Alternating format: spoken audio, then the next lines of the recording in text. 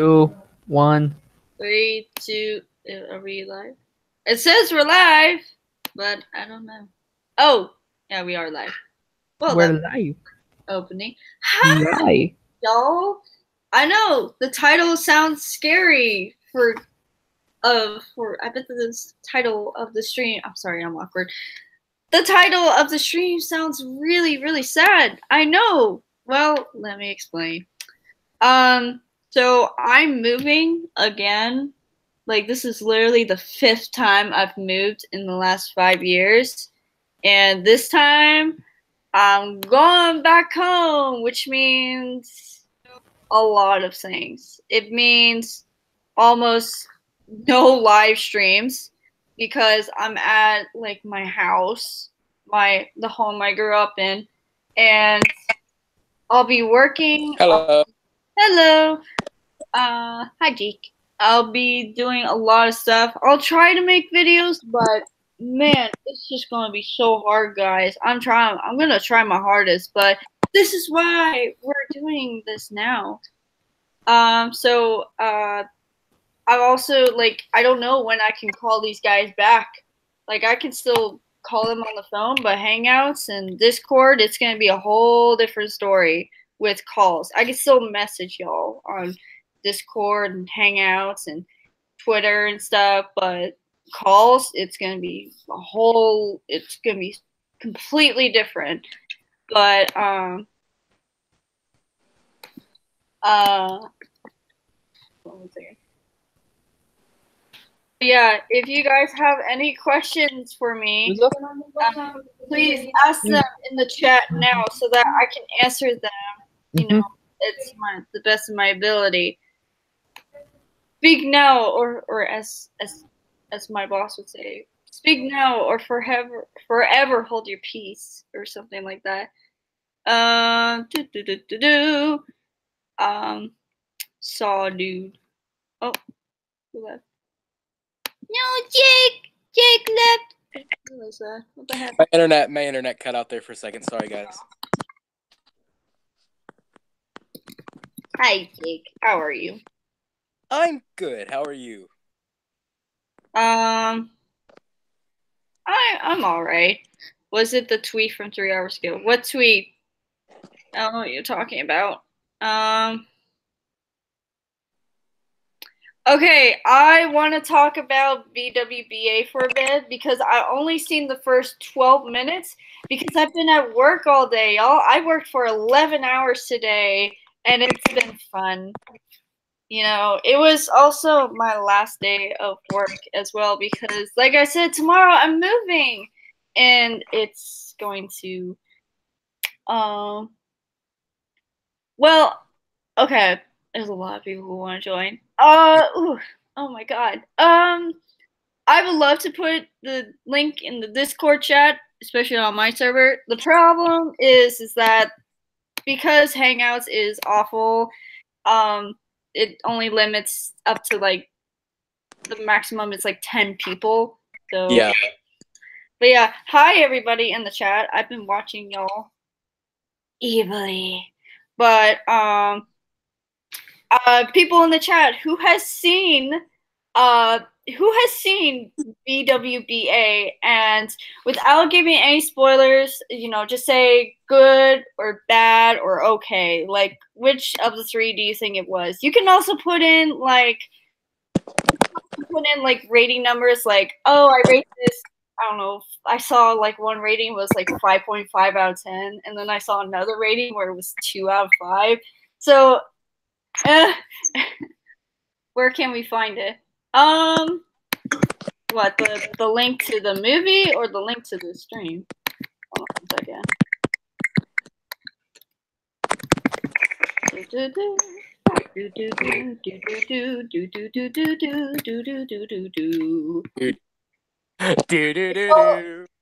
If y'all know what theme that is from, you get a cookie. Do I get a cookie? Because I know where it's from. Yes, you get a cookie. You get a chocolate chip cookie. It's my friend Matt. Hey, also, I want to give a belated birthday wish, or happy birthday, to Jake and Matt. Happy late birthday. I already said hi Yay! to you guys, but Hey guys, Hello, Matt. how's it going? it's going well. I mean, like, of course, this is my last stream for now. Yeah, But I already explained. I don't mind explaining again. I'm just moving to a new place, and so streaming is different. Hi, Jason. Hello. Hi. Hello. hi. Yo. How are you doing? Well, I've been packing and working and packing and working, saving up that minimum wage money. Yeah. Mm. Hey, Matt. Oh my God, that's a scary. Mm-hmm. Where are you? No. How are you doing, Matt? Like, are you doing better? I'm getting there. Oh, okay. Yeah, well, been praying for you, so Yeah, we all have. I'm glad that everything has been okay. And I mean, it was quite a traumatic. It was a traumatic experience. I'll tell you that. yeah, For people in the chat that don't know actually what happened to me, me and my sister were actually standing on the back of our porch, and we were going to try and get my dog Lady to catch bubbles because she likes to catch bubbles. oh, that's so cute. Well, we me and my sister are like standing like a little bit farther away from the door, and my mom was going to take pictures, so she has like her foot by the side of the door, and then all of a sudden we hear the dog like coming up the steps, and then when you know it, it was literally just, I don't even know what happened next. All I remember is that my feet left the ground, or my feet was in the air. I was patrolling slowly down, and next thing you know, I'm sitting on the ground and I see red paint all over me. I thought it was blood. And God. I'm gonna show you guys what I looked like before, because I don't think I've shown it to you. But this was me like after the fall. Oh, jeez. Oh, God. This. Oh. Yeah, well, we're praying for your recovery, Matt, and we hope everything's the best for you, your sister. It's just like, wow, this got very dramatic fast. Yeah. It led me to having a broken wrist and a saturation with my liver and a few bones in my back that were broken. Like this, the left side of my hip is numb, but yeah, I it was. Sorry to hear that. my God. Well, wow. I'm really sorry to hear that. But, like, thank God that you're still here with us, and everybody can agree in the chat. We're very, very happy that you're still here. Yeah, and so was my dog. I actually thought that I thought that we lost her, but apparently she took the fall and she got a patch on her leg, so she had to get it stitched up, and with a cone of shame. And of course my sister, she broke like a lot of bones, like not with her not being able to walk, so she has to have physical therapy. But I mean, it was scary. It was really scary. Well, like I said, we're happy that you're here. And I hope everybody else is doing okay as well. This was, oh my God, so dramatic. Oh, wow. Whew, that was easy. But I hope everybody else is doing okay as well. Like, because a lot has been happening recently. Yeah. WBA, which I don't know if I didn't really see a channel how many people have seen it. If you have seen it, say yes. If you haven't seen it, say no. It's okay to say no. I'm not gonna judge. I have seen it. I liked it. You liked it? I've only seen the first 12 minutes. If Same. if people are wondering like which part I stopped at, it was the part where it was the end of the song. Where in the world is Thomas? I saw the. Okay, I got to the point where like they were putting Thomas back onto the rails, the Cowboys and stuff. Honestly, it was a little boring in my opinion. I mean, it wasn't terrible. But, yeah. yeah. In case other people don't know, the movie is 85 minutes long. And to count that up, it's an hour and 25 minutes. So, Yeah. Holy fucking shit. This movie is longer than movies. Like, it's even longer than some Disney. Oh, excuse me. Oh, have you seen Thomas in other language, the US and UK? Oh, okay. I can answer this one for Tale of the Brave. Oh my god, here we go. So, Tale of the Brave, I've seen the Spanish version, the Mexican Spanish version, or Latino Spanish version. I've seen the German dub. I've seen the French dub. I've seen the Polish dub. I've seen the Japanese dub. The Japanese dub is horrible. What else have I seen? I've seen the Dutch dub. I've seen the Italian dub. I've seen so many dubs of Tale of the Brave. It was great. Why though? Why? Can you understand all of them? Well, not entirely. No, I understood the Latino Spanish one and some of the French dub. The Japanese dub, I kind of understood like 10% of it.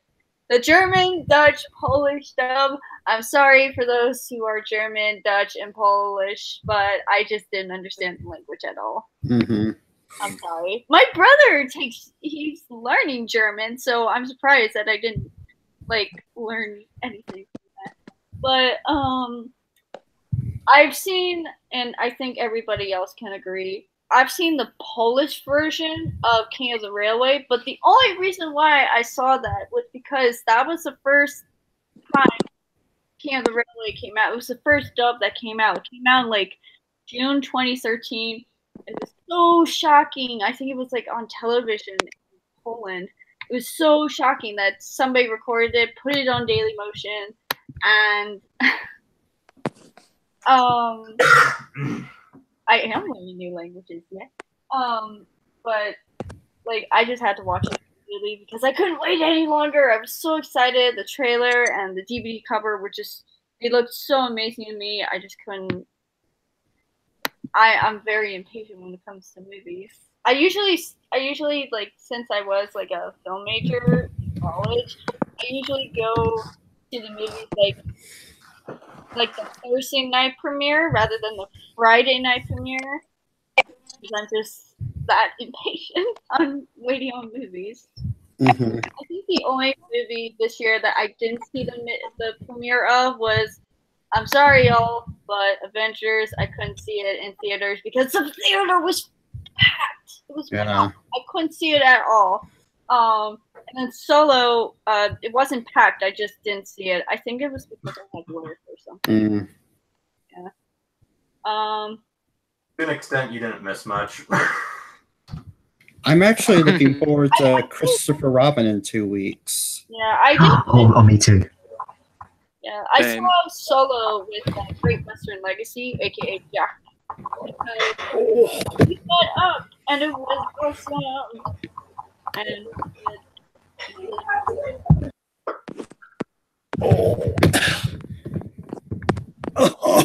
Oh. you okay? Sorry, guys. I'm just in a little bit of pain right now. Oh. Oof. Yeah. I've been taking my pills and that kind of stuff, so I should be taking another one soon. Want to take a break a little bit, or? Oh no, I'm fine. Okay. Yeah. I can't believe. So, what- can we have a spoiler-free discussion of what we each think of Big World, Big Adventures from what we each of us have seen? Spoiler free. I will talk about the first 12 minutes, but Jason, if you want to talk about the next hour of the movie, I'm not stopping you. Anyway, we're just gonna try to keep it spoiler free. Hey guys, Like guys, you wanna hear a big spoiler for Big World, Big Adventures? No. Thomas is in it. Whoa. Ow. I thought Spider-Man died. Well, that too. The thing about the movie, if you take Thomas out of it, it's not a Thomas movie. Like, I feel like with other Thomas movies, you could take Thomas out, but because of the feeling, and the environment and the other characters and stuff, it's still a Thomas movie. Like, you're still there. There's that kind of, I don't know, quality genre that Thomas as a series has always had. With this one, if it wasn't for the fact that Thomas is there for almost every moment of it, you wouldn't know that it's a Thomas movie. It's so bizarre. It's crazy, honestly. Mhm. I will definitely say Thomas is definitely his cheeky self, but there are some things that he does that is just he takes way too far, and even for his character. And I think that it was just there's one occurrence he does where I thought that was a bit much, and I'm very surprised that he even did that and put so many people at risk. And Funky whistle style. Fuck it. Mhm. See, I felt he was out of character in most of the movie because, if you watching the other Thomas movies, in Tell the Brave, when Percy tries to leave, it's such a big thing. No, Percy, no, yeah. And then in the last movie, Thomas is like, I want to go back home to Sodor. He actually thinks about home. I don't think he even mentions Sodor or any character on Sodor the whole time he's away. He wants to get away from Sodor. I think at the end he's like, "Oh, once I cross this bridge, I'm gonna be on Sodor, and everything's gonna be boring again." Yeah, it's really weird. It's weird. I mean, they have to make 2 seasons and 3 more specials about this. So, yeah. But there are. Sodor is featured a bit, but the thing is that the way it's featured is so bad. Well, I'm pretty sure what you watched is almost all of what is on Sodor. The rest, the other hour doesn't really have any except for the end. Yeah. They never By go the way, back to what's going on. how's Nia? By the way. I mean, she's okay. I don't have anything against her. I actually liked Nia. Same. I liked her as well. I will say this: Ace is awful. I thought Daisy was bad, but literally Ace. I'm literally digging a hole. I would love to dig a hole right now and just throw Ace in there as my least favorite character. I can't believe I'm saying that live right now, but awful in the terms of he's a terrible character or he's just an asshole. No, he literally was in there for 12 minutes, and I already hated him. He's a prick. Yeah, I think that's what's great about his character, though. You're not supposed to like him. But that was the other thing. I don't know. So is he the villain in a way? Yeah, the funny thing is that I despise characters that are meant to be, one of those characters that you just don't like or shouldn't like.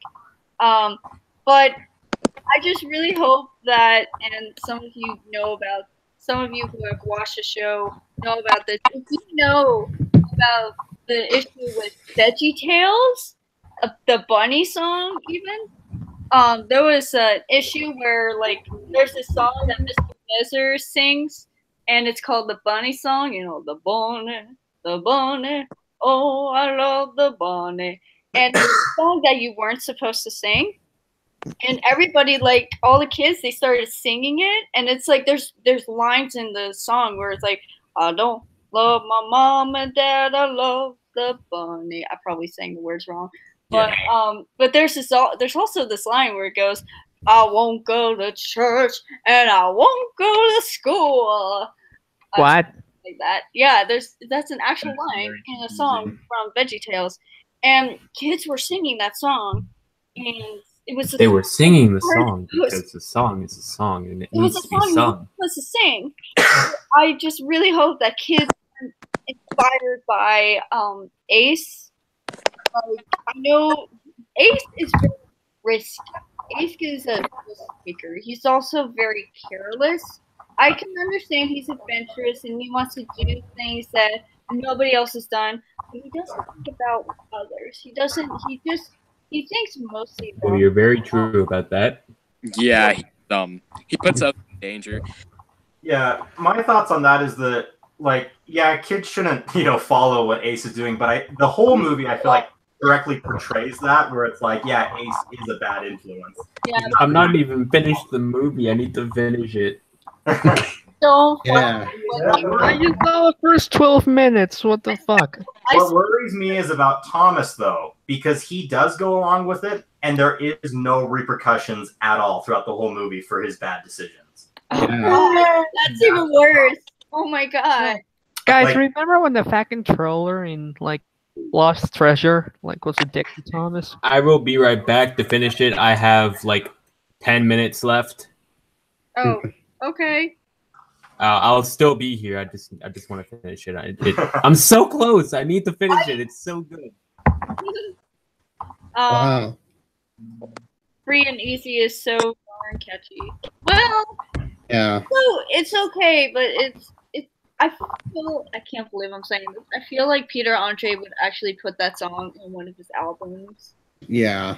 I don't know if Peter Andre does put that on one of his albums, that'd be interesting. I mean, it feels like one of those songs that you would just hear on an album. Yeah. But I think we can all agree that the best song in the movie is Sometimes You Need a Friend. Oh god. Okay. Oh, yes. I will say that I did an a cappella cover version of it recently. I kind of wish I put in a spoiler mark on it, because when I heard the song, I wrote the lyrics as well. When I read the lyrics, I realized that there were more spoilers being given away than I thought. Mm-hmm. Because and I saw I saw the clip for what actually happens in the film, or at least in the song, and Yeah. I'm disappointed. Nitrogen, darn it, you literally could have made that. I know it was animated by Jamfil, but I honestly think Nitrogen could have they literally could have done way better than Jamfil in terms of making it emotional. I also noticed that the scene with Carlos was cut. Well, I mean, with the. Oh yeah, what happened there? People on Twitter were making a big deal out of it, and apparently they found it offensive. Yeah. Especially to Mexican. Okay, I'm Mexican and I don't feel offended by that. Why? Oh, well, I don't think it was that people on Twitter were offended. I think it was whoever higher up saw the reaction on Twitter, because of how the media will take anything and make a clickbait story out of it. They were like, Yeah. we can't even risk that. Yeah, right. Thomas downgrade. Yeah. Yep. What's going on? My mom just got home.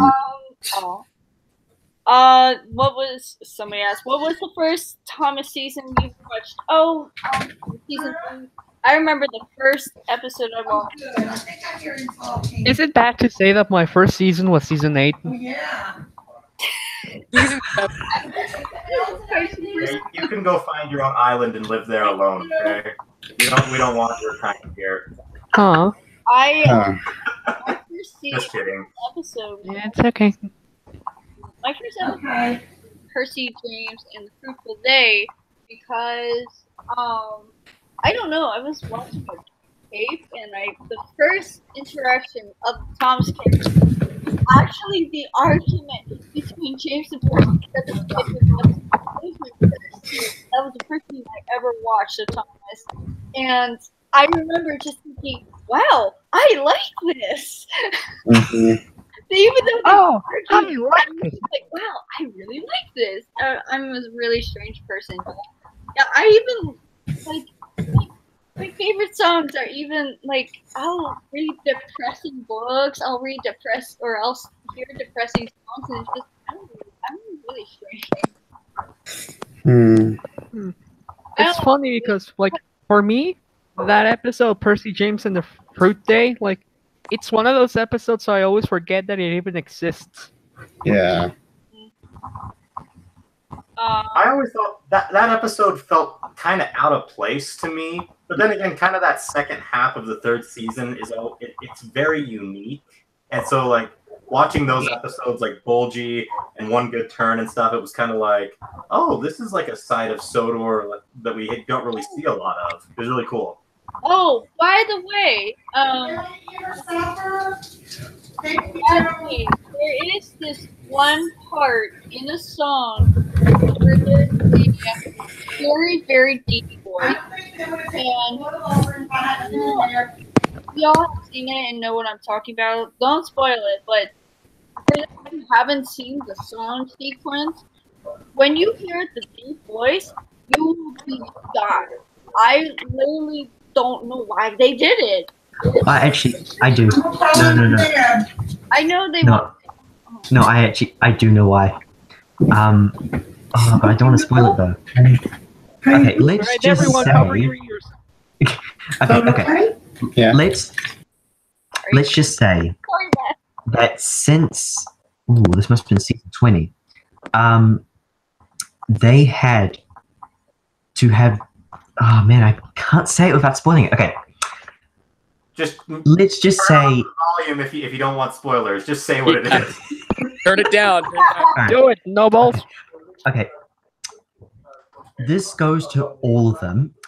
Every single character that has a duplicate needs to have their own voice actor so that the kids don't get confused on who that voice is. That's probably the best I can say that. Yeah, it's like Okay, I can kind of understand it, but it's just no, it was fine before.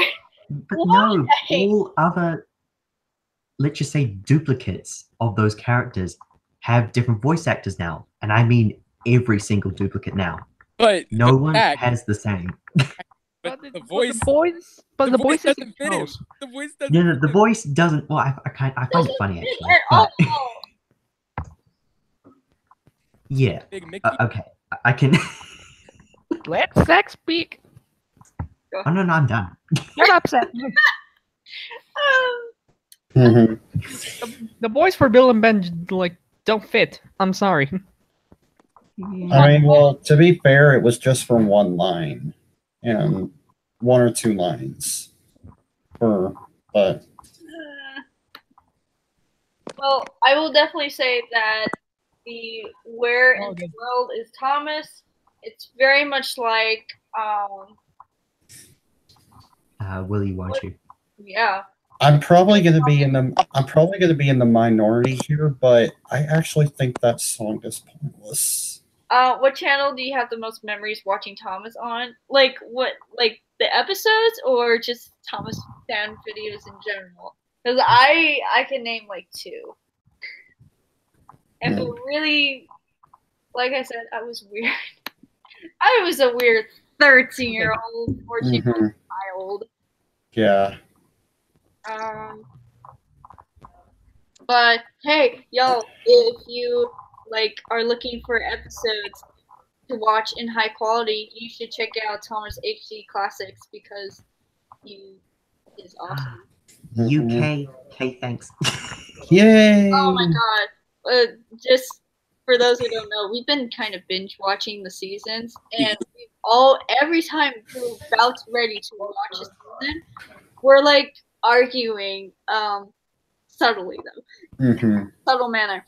We're kind of like deciding like which one is better to watch. Sometimes we'll watch the US dub, sometimes we'll watch the UK dub. The US dub is always better. No, the UK. No, you. No, you. Okay, I will say, like, after hearing John Hassler perform that song, there is like no way that Joseph May is going to overtake him. Just no way. Joseph May is going to suck. Fuck. He won't no. He won't overtake, but he will have some vibration, which might make it a tad. No, better. Zach, remember when we were arguing, like, in what order season 2 was filmed?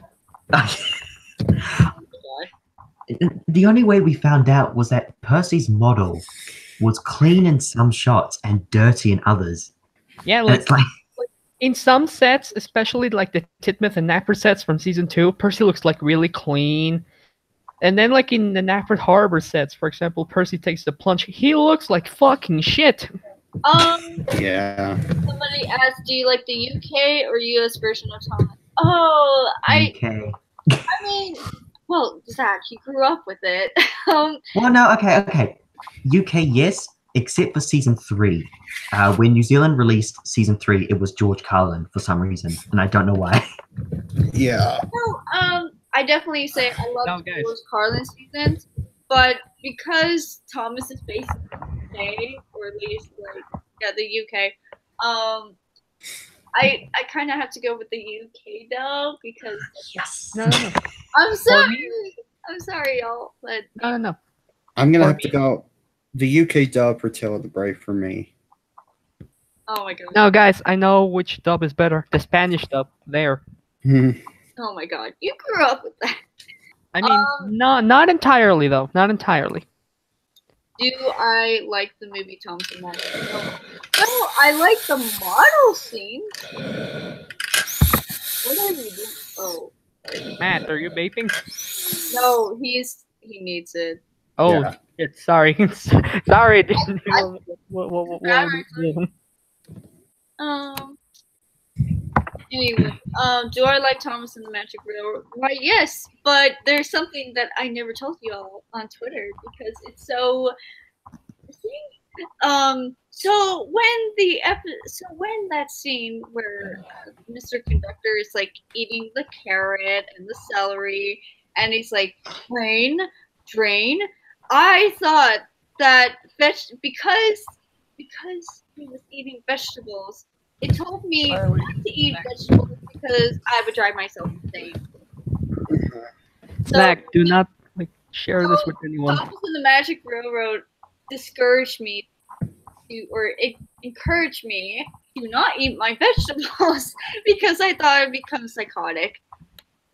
That was a good movie. I was 5, y'all. I had a lot of weird thoughts when I was 5. Yeah. Ooh.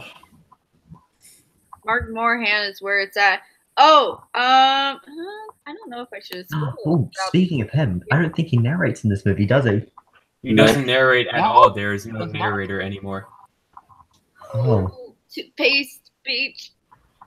And well, I actually enjoyed it that way, but I didn't notice it actually. I mean, I didn't notice it either, but I didn't really care. It was a thing that didn't really bug me that much. It was. I will definitely say it was a different take. Yeah. Different. I'm actually open to things, although the engine's kind of moving a bit was a bit much. I don't find it too distracting. I think Nah, me it's neither. actually a nice touch. I mean, It. I've grown used to it, but I could. All right. But I think one thing we can all agree on is how good those trucks are. Oh yeah. Zach, check your Twitter, Dean. Yeah, no, hold on. Well No, behaved. not Twitter, Discord, I mean. Yeah. Well behaved, troublesome trucks. What? Oh no, Hugo already knew that. Oh. But Oh. um, I'm sorry, but that was so cheap. It is quite cheap, but also, if y'all are wondering why I'm streaming so late at night and why I didn't stream at 7 p.m. or 6 Why are you streaming so late at night, Flute? because I had work for 11 hours. Mhm. I had to go to work for 11 hours, and it was fun. Like, you know, I had to say goodbye to a lot of people because it was my last day anyway. Yeah. Because I'm moving, y'all, and it's really sad. Like, I just don't.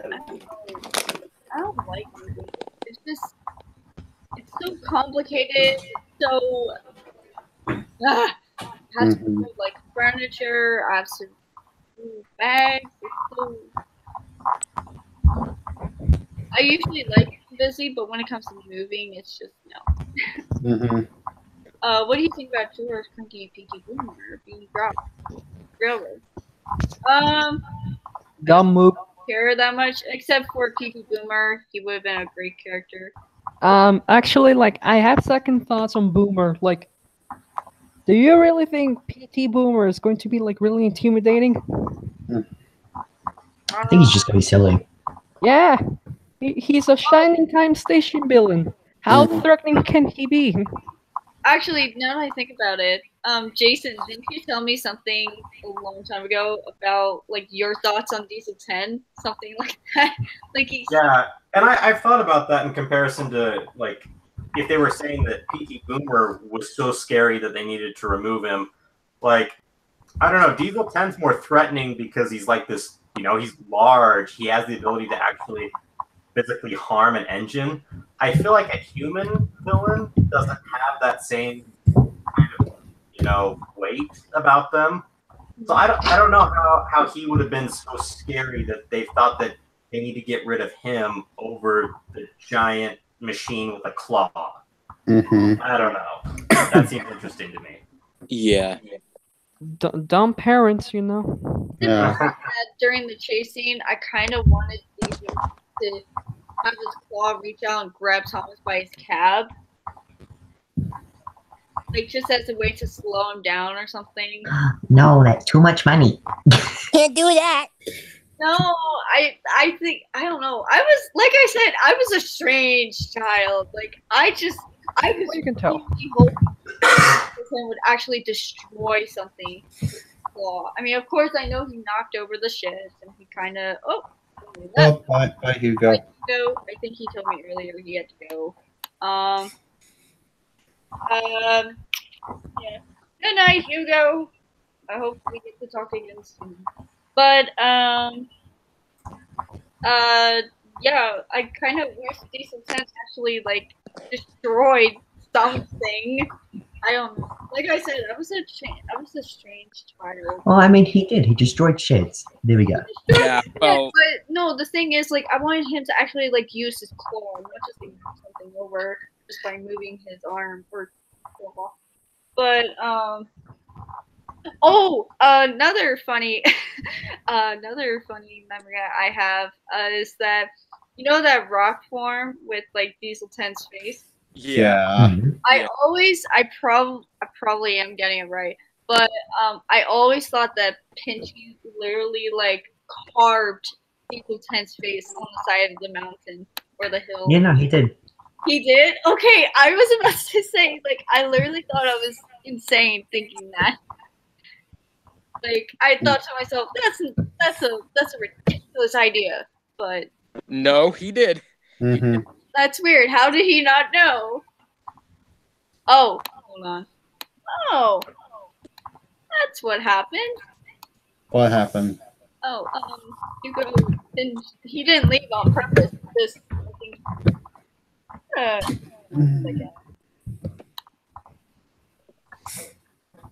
I'm sorry, Hugo. Go check your Discord. I'm sorry. That was weird. That happened. No, now you need to sing "I'm Great," okay? Like Thomas. Yeah. But Thomas and the Magic Railroad celebrating its 18th anniversary. Wow. What, y'all? How far have you gone since Thomas and the Magic Railroad?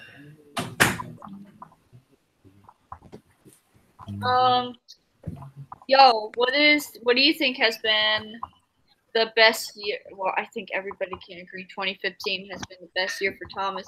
But besides Incorrect. 2015, huh? Said incorrect. 2007 was obviously the best year. No, Don't you. ask me why. I think last year actually. He's the leader of the bunch. You know him well. He's And then there's finally back. Hi. Yay, Grant! Grant's here. How do you do, fellow kids? What year besides 2015 do you all think was the best year for Thomas? I won't say 1984 because we all know that was the starting year for the show. I'm not sure. Okay. 2015. 1998. Fuck Yeah, it. 1978. I would probably say 2013 because it was the end of all the talking and rhyming that we've got. Oh, second. I mean, 2013 was the year season 17 aired, so there you go. Jason, you have a 99. I would say probably like maybe it's just me being overly nostalgic, but like the era right before Magic Railroad came out, because I think that might have actually been the height of the series overall. Early 2000s. Like because they had to build up the series in order to actually produce this movie, and so like I think the merchandise, the show itself, like I mean it was looking. There was high hopes for the future, especially with this movie, but then, it all tanked. So I mean, because like I look back on it, like, dang, like all the toys were fantastic. The VHS releases of all the episodes were great. Like you can't go wrong if you just jump back in that time. Mm-hmm. I'd say a second great era would probably be around the season 17, 18 era. Yeah. For me, because the series was actually good. And the toys were still good for me because Trackmaster 2 didn't get released until the second year on that. I mean, the quality of animation wasn't good, but like of the things to sacrifice, like that was okay in my book. But yeah. For me, Jason, Nevin Escobar. I hope I said your name right. Nevin Escobar asked. I think it's Neven. That Thomas is getting out of character. I don't know. Wait, what? Somebody asked, do you think Thomas is getting out of character? Somebody specifically asked you. I wouldn't say fully, but he has bits and pieces. I wouldn't say fully either. No, he's still his cheeky self. I would say the problem isn't Thomas's character; it's like the logic in the whole movie. Like, there's some serious flaws in Thomas' thinking that are clearly overlooked because they have to, get to the next location. Do this, like, I mean, the fact that Thomas doesn't for a second have a doubt about going around the world or like anything. He never thinks of any other character from home the whole time while he's gone and stuff. Like, it just very weird for Thomas. It just doesn't seem like him. But like his cheeky personality and stuff, his interactions with other characters, like like who's pulling Annie and Clarabelle? Huh? Yeah, exactly. What? Somebody call him? Heck, they even have it where Nia doesn't accept Thomas's apology at first. Whoa! What? I didn't know about this. Well, we haven't done that. Matt, you're getting way too ahead of yourself. It's okay. It's like. But I think we can all agree that Jason here has predicted something that happens in the movie. Wait, what? I want to speak to you. You predicted the Orange Edward and the Purple Henry. What? That was Diesel. Wasn't that Diesel D199? Yeah. Yeah. That was trained. Yeah. I don't think that was guessing. Okay, yeah, I'm. And by the way, my fault. The Henry was not purple. The Henry was gray. I mean, what? There were like 5 different Henrys. Henry was blue. What? The one that I saw was gray. Dude. I saw a gray one and I saw a purple one. No, but I've seen a blue Henry. No. Okay, this is going to sound a bit of a spoiler, but hear me out. the way they portray They're like all spoilers. because no okay, but like the way they portray like the other engines from the other railways, like from Africa, like they just take like the asset or like the model of a random character and just like pick up different color and that's it. They're reskinning. It's called reskin, yeah. I'm kind of Hey, surprised they even didn't. it wasn't an orange James, it was an Edward. Shh, guys. Shh. So, taking one at a time. All right. Sorry, Jason. Yeah. I continue. I just lost my train of thought. Oh no. It's interesting with the characters that they reskin so many of the Sodor engines when it's like, okay, why didn't you reskin a lot of new characters? Like, I don't know. That seems odd to me. I was honestly overall pretty impressed with how they handled creating the locations, given how much they had to actually create and the time, the budget. Like, it's pretty impressive for what they did. The only issue I have with it is because of the lighting and stuff. Like, it just doesn't look good for the most part. Like, that's kind of They did everything right. The research, the actual modeling. It's the lighting they screwed up. Yeah. And throughout the whole movie, it's the one big problem. like the lighting especially was in like awful. Arizona and stuff. Like how everything is just like red, like this orangey red that like glares in your eye. Like it's too much. Yeah, I just want to say, like, I've been to Arizona. It looks nothing like that. It looks more yellow. Well, what's ridiculous is they have a promo pic of the arch in Utah and like it's supposed to be that color, but it just shows how oversaturated the animation is. Mm-hmm. Like if they would have told it to look like that, it would have looked more like the actual location itself, which would have been much better. Yeah, the only purpose, like, I tend to saturate, like, either like undersaturate or oversaturate my videos. The only reason I would do that is to bring out the emotion of either the lyrics or the scene, because, like, and this was one of my senior projects. If you have a scene that's oversaturated, it means, like, with bright colors, it means it brings out the feeling of happiness. But when you have something that's undersaturated, like dark colors or gray colors, it brings out the feeling of sadness. And you see that a lot in, especially like films like Up and even Inside Out, both directed by Pete Docter, by the way. And except the animation is good because it's Pixar. Oh shit! It is. Yeah, but like Jamfield is not Pixar. Like not even close. I'm sorry. I think. Well, yeah, sort of. With Ace's movements, I did have a Pixar feel to it. Yeah. But no, they're nowhere near Pixar's level. Oh, Yeah, no. that's because they were just trying to impersonate Lightning McQueen. Well, That's true. I just think it's the budget. Like honestly. there was this one scene, and it's later on in the film. I haven't seen the whole scene yet, but I've only seen a little bit of it. There's this part where Thomas is modified, and the sound effects from him is, it's actually quite amazing. Is it Turbo Thomas? Are you talking about Turbo Thomas? Yeah. Oh, yes, that scene. Yeah. It's really good. I haven't seen the entire scene yet. I've only seen like 10 seconds of it because somebody posted it on Twitter, and I was really amazed by the sound effect. I was like, wow, that's actually really cool. Like, don't get me wrong, guys. The animation and lighting might be, it might not be great, but you can't go But the sound effects and effects. the cinematography is pretty impressive. Yeah, you can't go wrong with that. It's just that I kind of wish that Janfield just spent a little more time on the animation. I know that this is a very long movie for them to create, especially within a year in such a small studio. Wait, how long is it? It's an hour and 25 minutes. Oh wow. Yeah, and I It's understand. just as long as Magic Railroad. Yeah.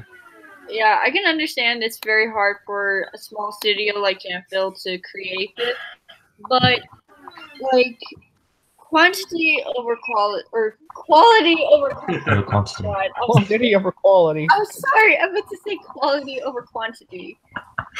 I'm so sorry, y'all. That was so bad. Mhm. Before we get too far off, I want to go back and talk about the colors. Oh, yeah. And the brightness. Yeah.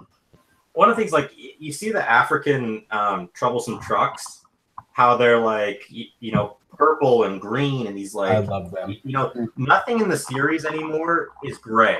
Like, the faces aren't gray anymore. Like, they've tried to eliminate and make everything more colorful. But I think the problem is that if everything's colorful, nothing is. Like, it's just over the top, all this. Like, I mean, as a kid, one of the things, like, in my mind, it was always a bright colored engine at the front and dull colored freight cars behind, and then a brake van that was somewhat taller at the end. Like, I just knew that that's how a train was set up, unless it was coaches. Coaches were colorful like trains, or like engines. And so, like, I think that that contrast and that lack of it, that they've been trying to push, that everything needs to be brighter and better and whatnot, that they're just kind of eliminating it for themselves. They're basically cannibalizing it. No, because technically think about it, like the troublesome trucks and like the coaches and whatnot, like we're there to like add realism to the world, if you think about it, because like imagine if like from the start like Thomas was pulling like multicolored like trucks, it would have been like any other generic like show. But because of the trucks and everything looks gray, the environments like the shunting yards look gray and dull. And then we have like bright colored engines. I think it's like appealing. Well, not appealing, but like different. So like other kids. What your eye immediately goes to is the bright colored engine on screen. I kind of went to the track, honestly. The bright colors didn't do it for me. No, I mean, I will admit, and you guys can hate me as much as you want for this, but all of the Knapford scenes at the beginning, or at least the 12 minutes of it, I actually liked the brightness. It gave it a sort of it gave it a sort of realistic look to it.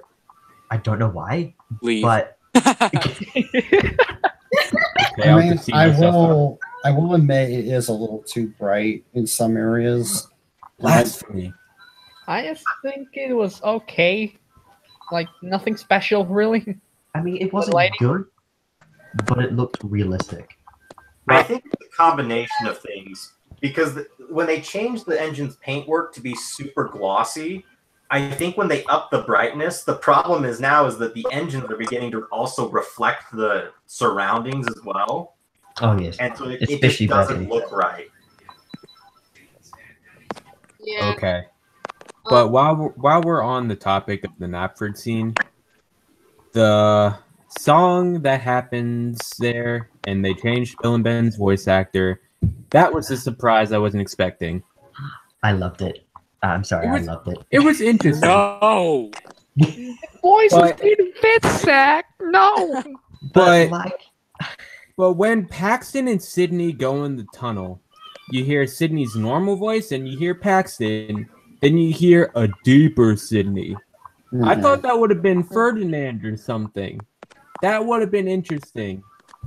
Oh, that would have been funny. They just go through the Misty Island tunnel. They hear Ferdinand, and then they right. run away.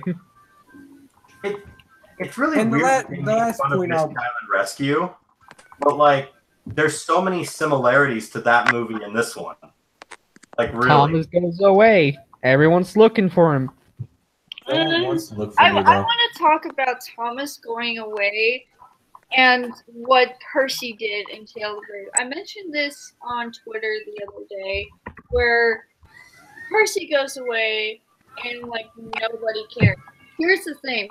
The reason why I have a problem with it is because the Fat Controller literally walks up to the entrance and he goes, "Has anybody seen Percy? I don't know what's gone into that entrance. Run it to the docks, delivering mail late, or driving away when I'm talking to him." That sounds like very suspicious, odd behavior coming from Percy, and nobody takes any regards for it. Now, I understand that it's nighttime and everybody just wants to go to sleep. But honestly, like, if there's like person in your life and they suddenly act suspicious or just very, very odd, you probably like want to know what's going on. And actually, the Paw Controller, he literally sent out to go look for him. Only Thomas, not all of his engines. So what was the big deal? What was the big deal in BWA other than the fact that Thomas literally left Sodor? Flute. Here's the thing: is that the pacing of the movie itself doesn't give a idea of the time that events take place. Whereas in Tell the Brave, because it's slower, like you understand that, like, okay, it hasn't been too long, so there's no need to send out this giant, massive search party. But in this movie, maybe it was supposed to be that Thomas had been gone for like a whole day and no one's seen him, but they were so fast at getting into it that it's like, oh, let's suddenly look for Thomas, everyone. They don't even show Thomas leaving. Guys, it's been an hour. We can't find Thomas, so send out a huge search party to find him. I mean, okay, would they have done the same for Percy if he actually went the full mile? Oh no. Alright, guys, can I just say I'm sick and tired of the trope of, oh, Thomas is missing, we need to search for him now. The Great Discovery, Misty Island Rescue, Journey Beyond Sodor, and now Real Big Adventures. Knock it off, please. That and the Thomas being a jerk to the newbie. Oh, yeah. Fuck off with that. I will say this, though. The song, Where Oh Where's Thomas, completely eliminates that now and replaced it with Where in the World is Thomas? Because there's more emotion with Where in the World is Thomas. There's all these suspicions, or not suspicions, there's all these assumptions and questions that everybody's asking. And the more they keep asking it, the more the actual assumption escalates. Like, even Percy goes as far as thinking, what if he's lost in outer space? Like, just hilarious thinking. Stop messing around. You're causing confusion and delay. Yeah, like, that was funny. I like that. It just shows that they're like really worried compared to where is Thomas? I just love that because my favorite line comes from that song. Could have been a rather large gondola. Yeah, I like some of those funny little scenes or little moments that they've added in with spicing things up, where Sir Topham-Hatt and his mother had that little banter. Like, those are good, but there's just... Of course not. He's a tank engine. He can't fit in a gondola. You know, it's like the producers know that the fans are watching, and they know they're going to cringe in some scenes. The fans are watching, all right? But what they know that when there's a cringy scene for the fandom, they know to change it straight afterwards to something that the fans would love. Which I don't know if it's a good thing or a bad thing. I think it's good because, like, they can save their asses with that. Because, like, if the movie was a fucking failure, they can say, hey, but we threw a reference to Thomas crashing the station master's house. That would be good. Yeah. But what were you Stick saying? it in there, the fans will eat it up. What were you saying, Jason? I'm sorry. Oh, well, the thing is, too, like, there's also the matter of where do we put the blame on all these things? Like, to some extent, like, you want to blame Brenner for his writing. You want to blame Ian McHugh because he's he was the producer and he still is in charge in a lot of ways and whatnot. But, like, it's also coming from the higher ups. I don't think it's all, like, from people who are higher up that are, like, mandating these things and they're forced to just comply with it. Like, I think some of the ideas are generated by the people that we really The fans.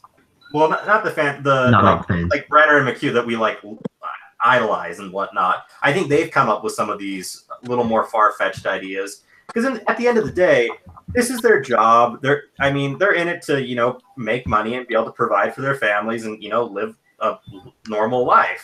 Yeah. This isn't a charity thing that they do, and it's not solely just as a hobby for fan service and stuff. Like, so, I mean, at the end of the day, if it comes down to like, making more money and be able to create a more successful show, they'll go do that, even if it suffers some of these things that we love so much about Thomas, such as the realism and whatnot. So, I don't know. It doesn't I don't feel like Brenner would intentionally do a lot of this stuff. It's just that he's been, forced to write it, and he just does the best that he can with what he's given. All right.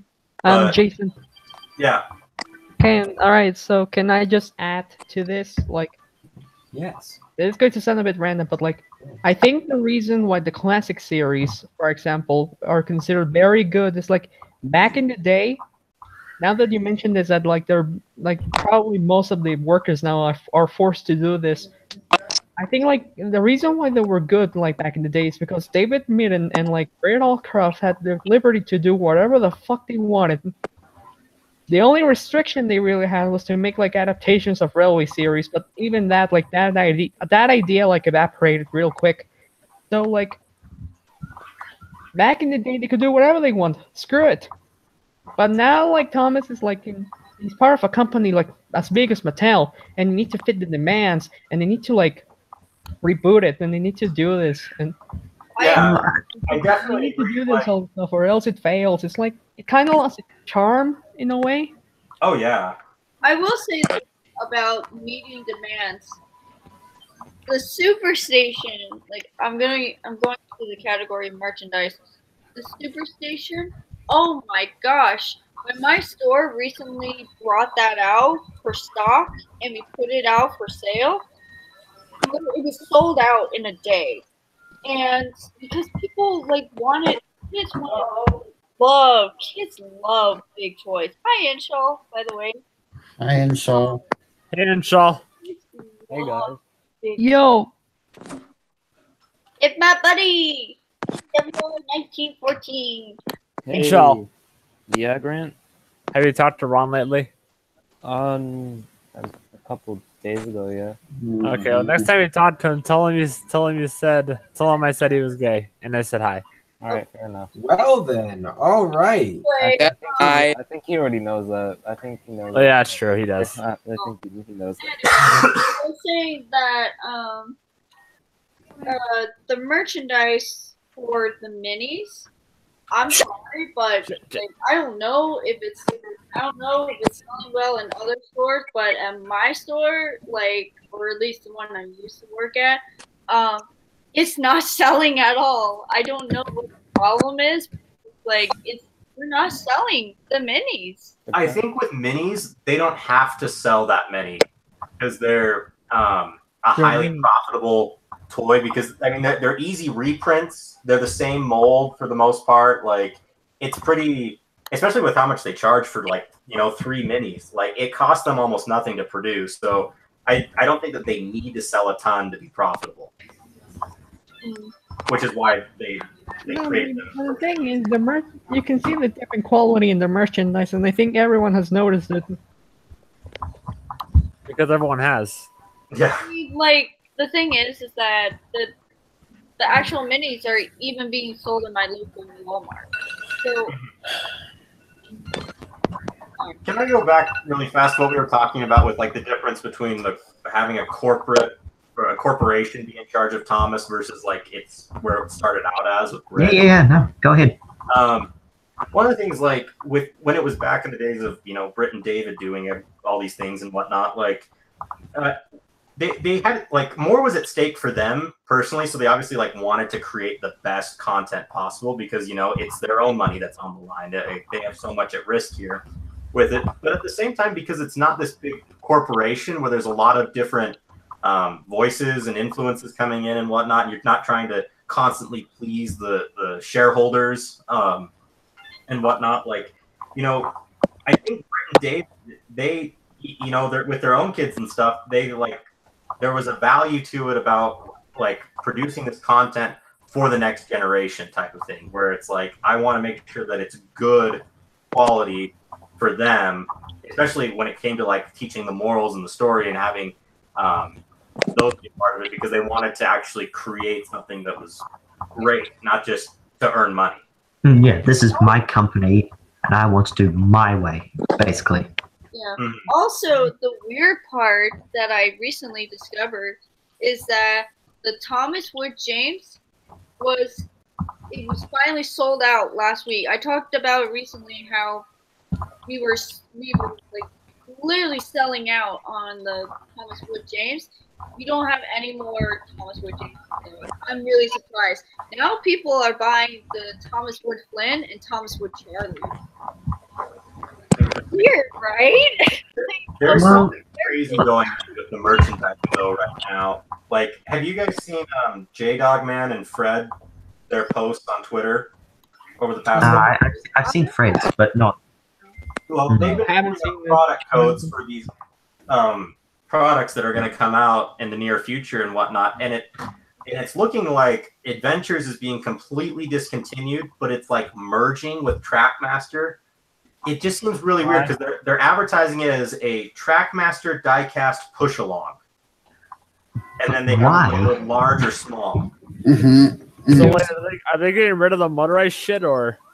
I think that they still will. I don't know. Like in reading the product description, it's really confusing. Like I don't know if it's something where like they're actually going to create these higher quality molds that are larger, like Trackmaster, that are push along and some will be motorized type of a thing, or if it's like you have your normal Trackmaster crap and then you have these die casts that, you know, kind of like the ringing play rail ones that you just attach on and whatnot. It just seems so bizarre.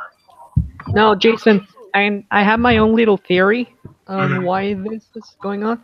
And this is going to sound a bit weird and probably dumb, but this is my theory. Like, right? Yeah. So, all right. So I think like over time there has been like many parents who have complained that like, oh, I buy this like metal diecast toy for my little kid, but it won't fit in the wooden railway track. So you know, like all those dumb parents that complain about the dumb shit.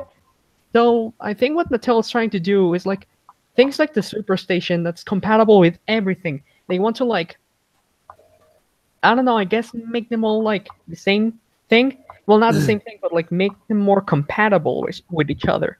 Yeah. Somebody asked, if BWBA fails, what do you think will be the future for Thomas? Do you think it will die, or will some? No, it won't die. Like the show is too powerful to discontinue properly. Or will another person take control? Actually, Mattel change it again. I'll be honest. That last part is interesting. Will Mattel change Thomas again if BWBA fails? Well, No. No.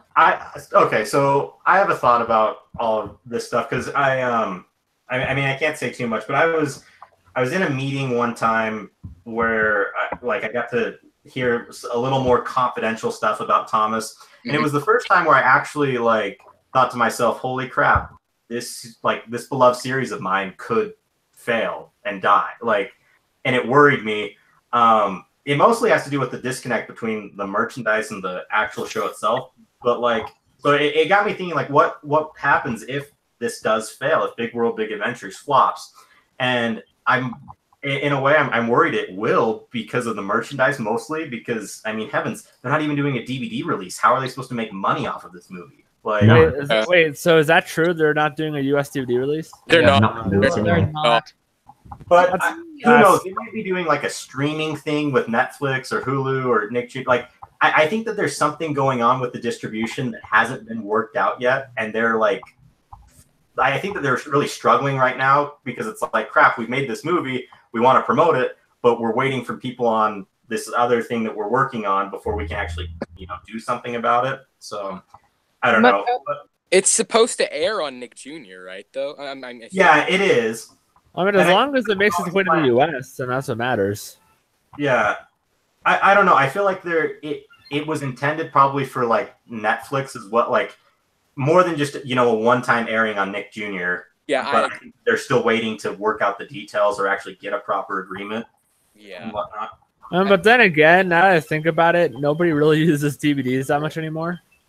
No, I'm more surprised that they don't have a digital release date. That's kind of the big weird thing about it. It's like, okay, like I can understand not producing the physical copies because, you know, that has a lot of costs behind it and whatnot, distributing.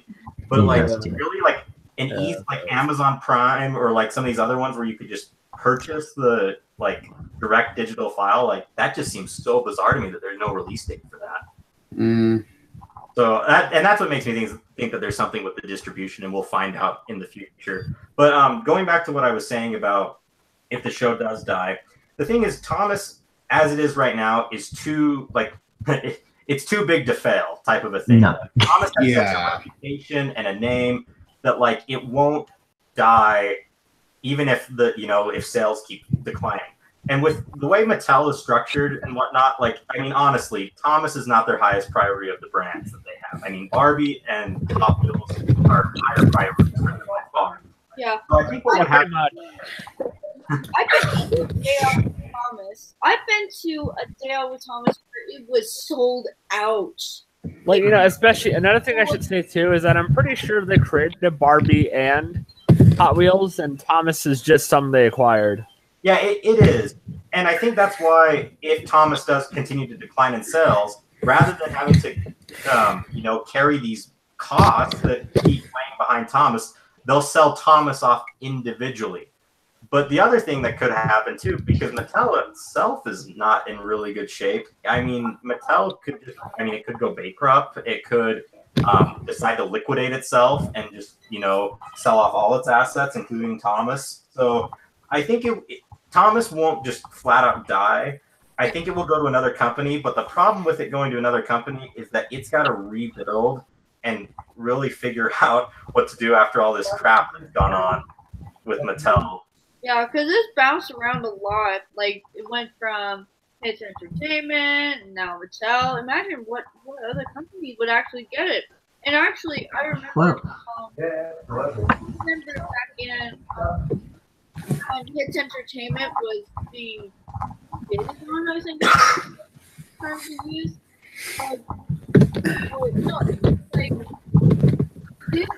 The company Disney wanted. Luke, can you get a little bit closer to your mic? It's hard to hear you. Yeah, it's hard to hear you. I'm sorry. No. I'll back a bit. I'm kind of in a rocking chair, and so I'm leaning back. But okay, sorry.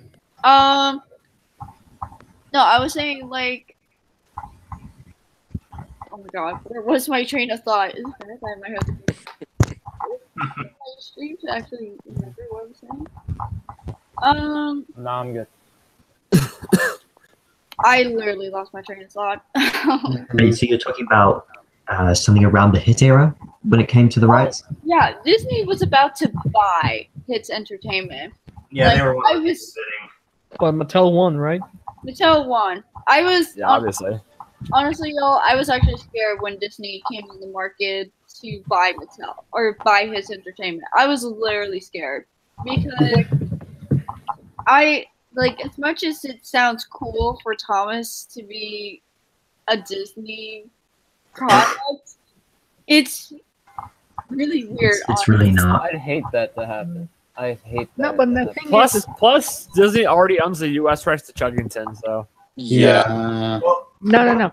With Disney owning Thomas is that Disney acquires properties based off of trying to fill in missing gaps in their market. They acquired Marvel and Star Wars because they were having a tough time keeping boys ages 12 to adults basically interested in Disney, and that's why they had to get a hold of that, because they were finding parents of young kids were still interested in Disney, and boys who were younger were still interested, but they needed to get something to bridge the gap. Thomas wouldn't do that. I mean, if they acquire Thomas, it just goes in their portfolio of preschool stuff. It's not that important to them. And I feel like Disney would be a company that would actually let Thomas die rather than sell it to someone else and let it become a competition if it wasn't profitable. It's like Thomas is big, but not as big as something like Marvel or Star Wars or Mickey Mouse, even. And also, Disney even has their own channel called Disney Junior, so why push it even further? Yeah, exactly. So, if you remember Playhouse Disney, you qualify for a veterans discount. Oh. I do. that. The funny thing about all this, though, is that, I'm pretty sure, I read somewhere that back when Mattel bought Thomas, their goal initially was to buy it, build it up. Does anyone know what the number was that Thomas sold for? I don't remember. I used to know it. Wasn't it I forget. Yeah. Wasn't it like crap? What is it? I feel like if I say the wrong number, it's gonna be really stupid because it's like, wow, Jason, you were like $1 billion off or something. I don't know. Oh my god. Okay, so I could be wrong, but this is like what I'm reading off of. It was sold for $680 million. Holy fucking shit! And I believe Mattel's goal was to build the brand to be $1 billion. Like that was their idea. They were going to get to that point, and then they were going to sell Thomas off. And I think their plan was, in order to do that, was to, put everything under one roof, having all the toys like being produced by Fisher Price. They would continue pushing out the show, but in higher quality, so it would keep the interest of the kids. But they would cut the costs of the toys to save money. And especially because since all the toys are under the same, company, they're not competing against each other to outdo them, so they can lower the quality on all of them, and kids will just, have to accept the lower quality with all of them. But the problem is that it backfired due to the fact that the other competition around keeps their quality of toys, and so when Thomas is lower in all ranges, it just and we know what's happened since. So their plan backfired in a way. Yeah, it definitely did. I will also say that Paw Patrol, I can't believe I'm bringing this up. I feel like Paw Patrol was the creator's biggest revenge on Thomas and Friends, because the creator of Paw Patrol is also the creator of Bob the Builder. Is it really? I feel like really? Yeah, but Bob the Builder is British and Paw Patrol's Canadian. No, and the guy who created Bob the Builder also created Paw Patrol, which makes sense, honestly. Wait, I know, but isn't the creator of Bob the Builder British? Yeah, but that doesn't mean he can't make it. Well, yeah, it's true, but I'm just saying, Paw Patrol's made in Canada, so... Yeah, it's made in Canada, but that doesn't mean that, he's the creator. Oh, yeah, true. Yeah, but I feel like Keith Chapman, who is the creator of Bob the Builder and Paw Patrol, he's getting his revenge very, very well. Despite the fact that Bob the Builder and Thomas were owned by the same company, were both owned by Hit, so that's really not much of a competition. But the thing is, it sort of is. But the thing is that Bob the Builder was always in Thomas's shadow, and it was. Now, in fact, Bob the Builder was the reason why that Jack in the Pack spinoff was canceled. Yeah. Well, that the Jack in the Pack spinoff is exactly the problem that Thomas is facing now. Jack in the Pack was just a Me Too product. It's like, oh, you like Bob the Builder construction stuff? Here's Thomas construction stuff. Wow, it's so different. Look at it. And so doing the same thing with Thomas now, where it's like, here, look, it's just like Paw Patrol and how flashy the animation, fast-paced and whatnot. So, I don't know. The things that make Thomas unique, that were its selling points, they've eliminated those. And now they have to outdo Paw Patrol at their own game. And that's the problem. That's why I don't think this is going to the thing is with Paw Patrol, I hate comparing animation, but I'm sorry. The animation in Paw Patrol looks so cheap. It's embarrassing. I'm sorry. From what I've seen, the character design just looks really bland. I mean, the dogs look okay, but the humans, no. No, I've seen the show with my nephew. It's really terrible. At where I work, we literally sell Paw Patrol everything. I'm talking juice bottles. I'm talking Easter eggs. The plush toys, the action figures. And also to answer you, Evan, I don't think Mattel ruined Toys R Us. Toys R Us had this coming for a long time. It's just people are just moving, especially children. They're moving on to digital, Even though Walmart and Target are still open. Well, yeah, Toys R Us was more, management issues. They caused a lot of problems for themselves with it. Brick and mortar still could have been going. It's it's their own fault basically for what happened. But my thoughts on Paw Patrol, because I kind of have a different background with it. My little brothers, they're 8 and 10 now, but I mean, my youngest one that's 8, actually, I mean, no, when did he start watching Paw Patrol? Like, it was forever ago. So, like, I mean, I've seen episodes over the years and stuff, even before it got super big like it is now. And the thing is, like, it's got its own unique, fun thing about it. Like, I like some of the music. It's really catchy. But, like, you know, it's just another cartoon. And the problem, like, Thomas has such a legacy behind it that, like, you know, if you mimic, if you start shifting and changing Thomas from the tried and true way, like, it just isn't going to go well, because you have to outdo these people at their own game, rather than saying, no, I've got a product that's better, so I'm going to keep doing it my way, type of a thing. Yeah. Hey guys, like, I hate, like, just so, like, can I bring back the Jack in the Pack thing and, like, tell you guys, like, why I think it, like, didn't succeed it, like, enough? Mm-hmm. All right. I don't think, like, Hit Entertainment, like, back in the day, did a really good job, like making this, like, oh, this is different from Thomas, because, like, if you see these episodes, and especially if you look at the DVDs, they don't feel like it's a spinoff.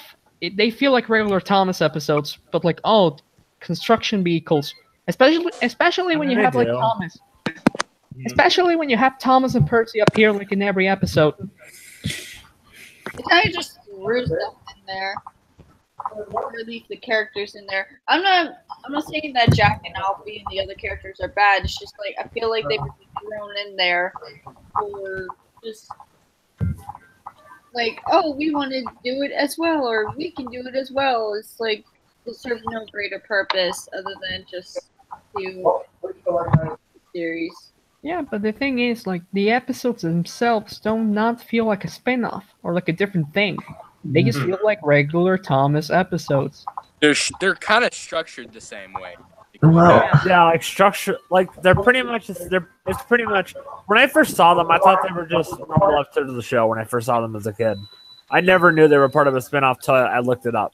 It's like, think of them as like those narrow gauge episodes from season 9 and 10 that were terrible. And they have, like, Thomas in every episode, like, just kind of there, you know? It's kind of the same thing. Thomas is just there doing, like, saying, hi, Jack, hi, Alfie. But he doesn't really do much. Yeah. Oh, I just saw your tweet.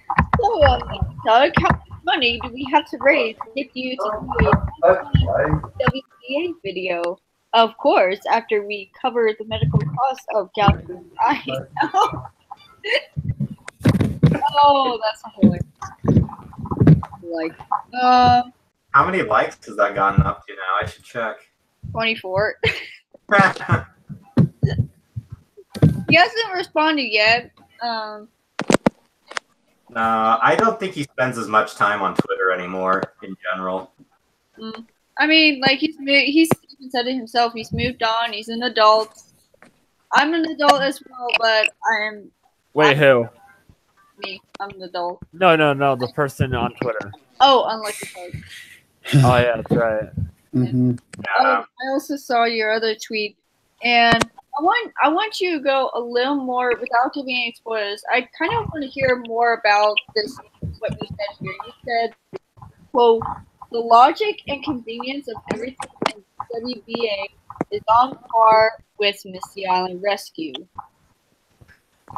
Yeah. So the thing about the movie is that, like, you know, the logic behind it, where, like, you would normally think, you can't do that, or, like, that's going to be really difficult for you to do that. Like, there's not even a thought about it. Like, you know, Thomas wants to go to Brazil all of a sudden. He can go to Brazil. He just has to get someone to put him on a boat. That's all that matters. Like, there's no, like you're really taken out of the world where it's kind of like they can just kind of do whatever. Like, to what extent? Like, there's no boundaries anymore.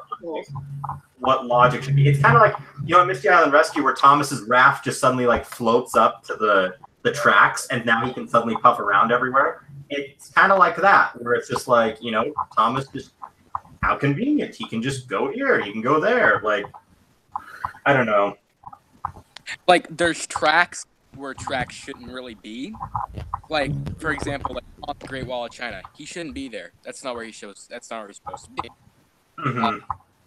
Yeah. He can go anywhere he wants to, and that's not really realistic. No, Yeah. coincidence is the one thing a lot of movie makers do nowadays, which I hate. No, if Thomas was a car, it would have been acceptable, but Thomas is a fucking train. It's like, Well, no. the saddest thing is at the beginning of the movie, they kind of like flat out say like, we wish this was a car series rather than a train series because we wish we could do all these things. Like, Thomas is like, man, I wish I could do a 360, but I'm stuck on rails. Oh, lame. Like Mattel is like, seriously, it's like, I think Mattel and like every other company really like wants to do a lot of magical like car shit with Thomas, but then they realize, oh shit, we cannot because Thomas is a fucking train. Just anthropomorph. Just make your Hot Wheels cars talk, and then just call it a day. Don't fuck up Thomas. Yeah. Well, what's sad is the unique thing where Thomas, yeah, he is it is about trains, about engines, and instead of focusing on what makes it unique, they're trying to like they care too much about trying to be like everything else, like trying to be like a Cars movie. Like, and you the thing is, you will never be on top and you'll never be the market leader if you're always looking to everyone else for how to make your series better. And that's the problem. Thomas will never be on top as a preschool show until they go back to realizing that Thomas needs to stay true to its roots and be the best Thomas it can be. So, yeah, that's my thought. It's like back in the day, like they had so much creative freedom, like David and Britt. It was unbelievable. And like thanks to that creative freedom, the series turned out really fucking great, and we loved it, and we still like it to this day. That's why we're making like videos and shit about it. They had reference, and Big World Big Adventures doesn't. Well, no, it has reference to places, but in terms of story, there's nothing based around it.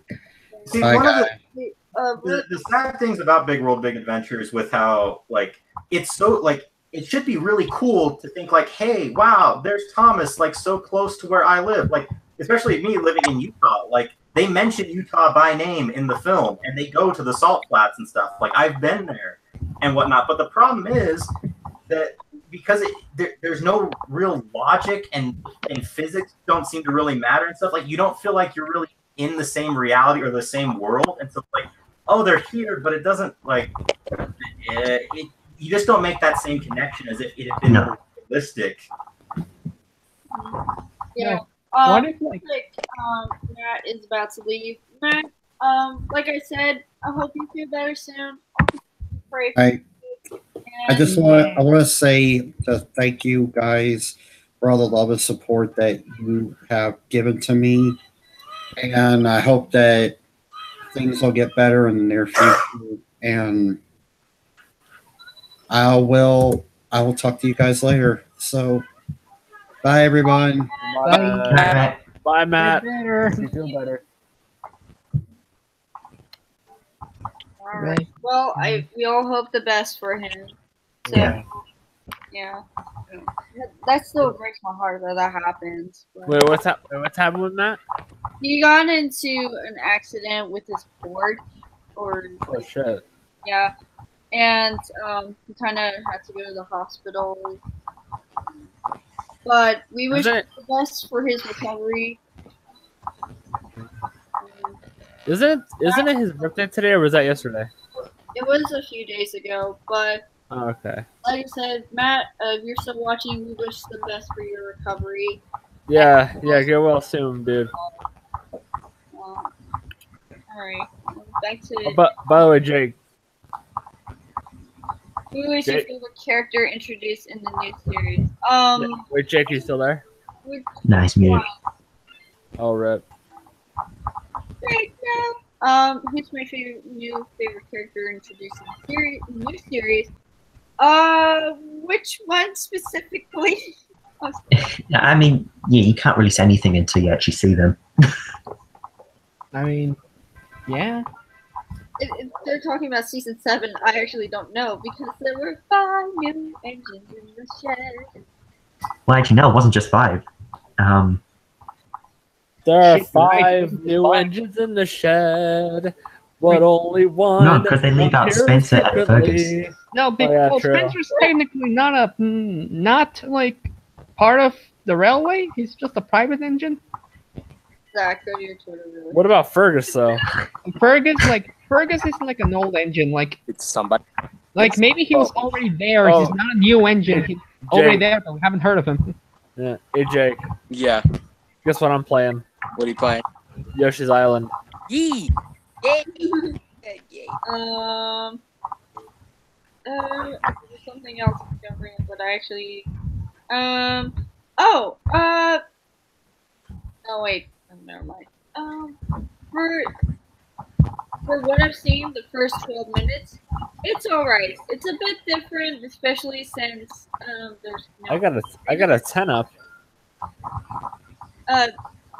Like it's weird without a narrator, but I've actually seen dubs where there was absolutely no narrator at all. So I can kind of experiment without. No, I was really disappointed that they didn't show any shots of Thomas actually leaving. It was kind of like a jump cut sort of situation. They didn't. I thought they were gonna like explain like. I thought so. I think everyone was thinking that. Do you know how like? Okay, I was thinking, how did Thomas like get Carly to put him on the ship? I was like, did Thomas manipulate Carly and was like, hey, put me on the boat, please? Like, that's what I'm thinking. My best guess is like Thomas waited until the middle of the night until, hey Carly, can you load me onto this ship? And Carly was like, all right. And Cranky and Big Mickey were sleeping and they couldn't do anything about it. I feel like the reason why they cut that out, or even not even include it, is because they wouldn't know how to do it. They really didn't know what to do or how to actually write it, so they just left it out. And they also wanted to focus on the whole purpose of the movie: big world, big adventures. You know, they wanted to focus on Thomas traveling around the world, not how he traveled around the world. He just did it. But all the other logics in the movie, why leave this one part out? Really, there isn't really any logic in the movie, Zach. What are you talking about?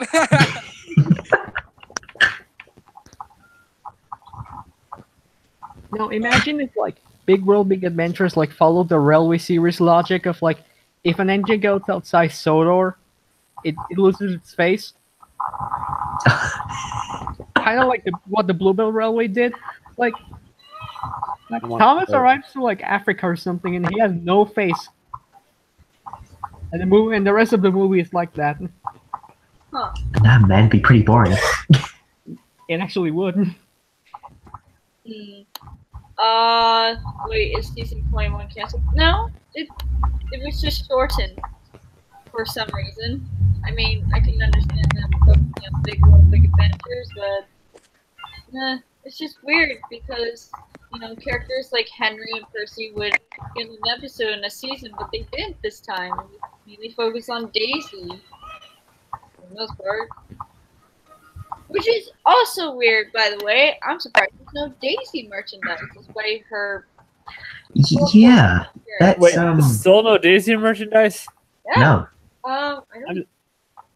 I still hate that they didn't make a Tommy model of her. I mean, it couldn't have been that difficult. Just grab Boko, modify it a little bit, and boom, Daisy. There you go. Yeah. I mean, I could do a huge rant on how feminist people think of her. I won't. I'm just going to assume that they just didn't want to make her into any toy apart from Wooden Railway and Take Along. I actually read on TV tropes that that people didn't like working with her model in the model series. Wait, why didn't they like working with? Because I guess she didn't really work that well. I guess. Oh well, yeah. Oh, here's a good question for everybody, and anybody in America can literally answer this one. Well, I'm out then. Well, I don't know if they did the same thing for. I mean, I'm from Mexico. Does that count? No. Okay. Just say it. Just say it. Just say it. Do you think it was the right move to move Thomas and Friends from PBS to Nick Jr.? Do you think it was the right move? Yes. Yeah, I think so.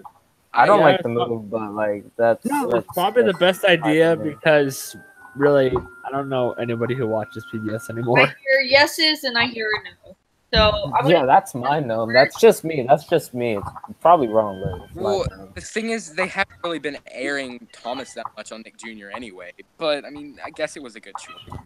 No, because the thing is, like, nobody watches PBS anymore. Actually, they do. And, okay, yeah, but like, I think Nick Jr. is a much more popular channel. It is. Yeah, but you have to pay for it. That's the thing. When PBS, here's the thing. PBS is a free channel, and that's how I actually got introduced to Thomas in the first place. My mom didn't want me to watch Nick Jr. because she was kind of shaky about like the kids package with like Cartoon Network and Nickelodeon in the early 2000s because some of those shows were iffy for kids. So she was You like, have no childhood. Well, I'm sorry. I don't like SpongeBob, to be honest. Okay, so get out. Get out, and Charlotte Okay. never come back now. all right. So anyway, You're not part of the cool kids.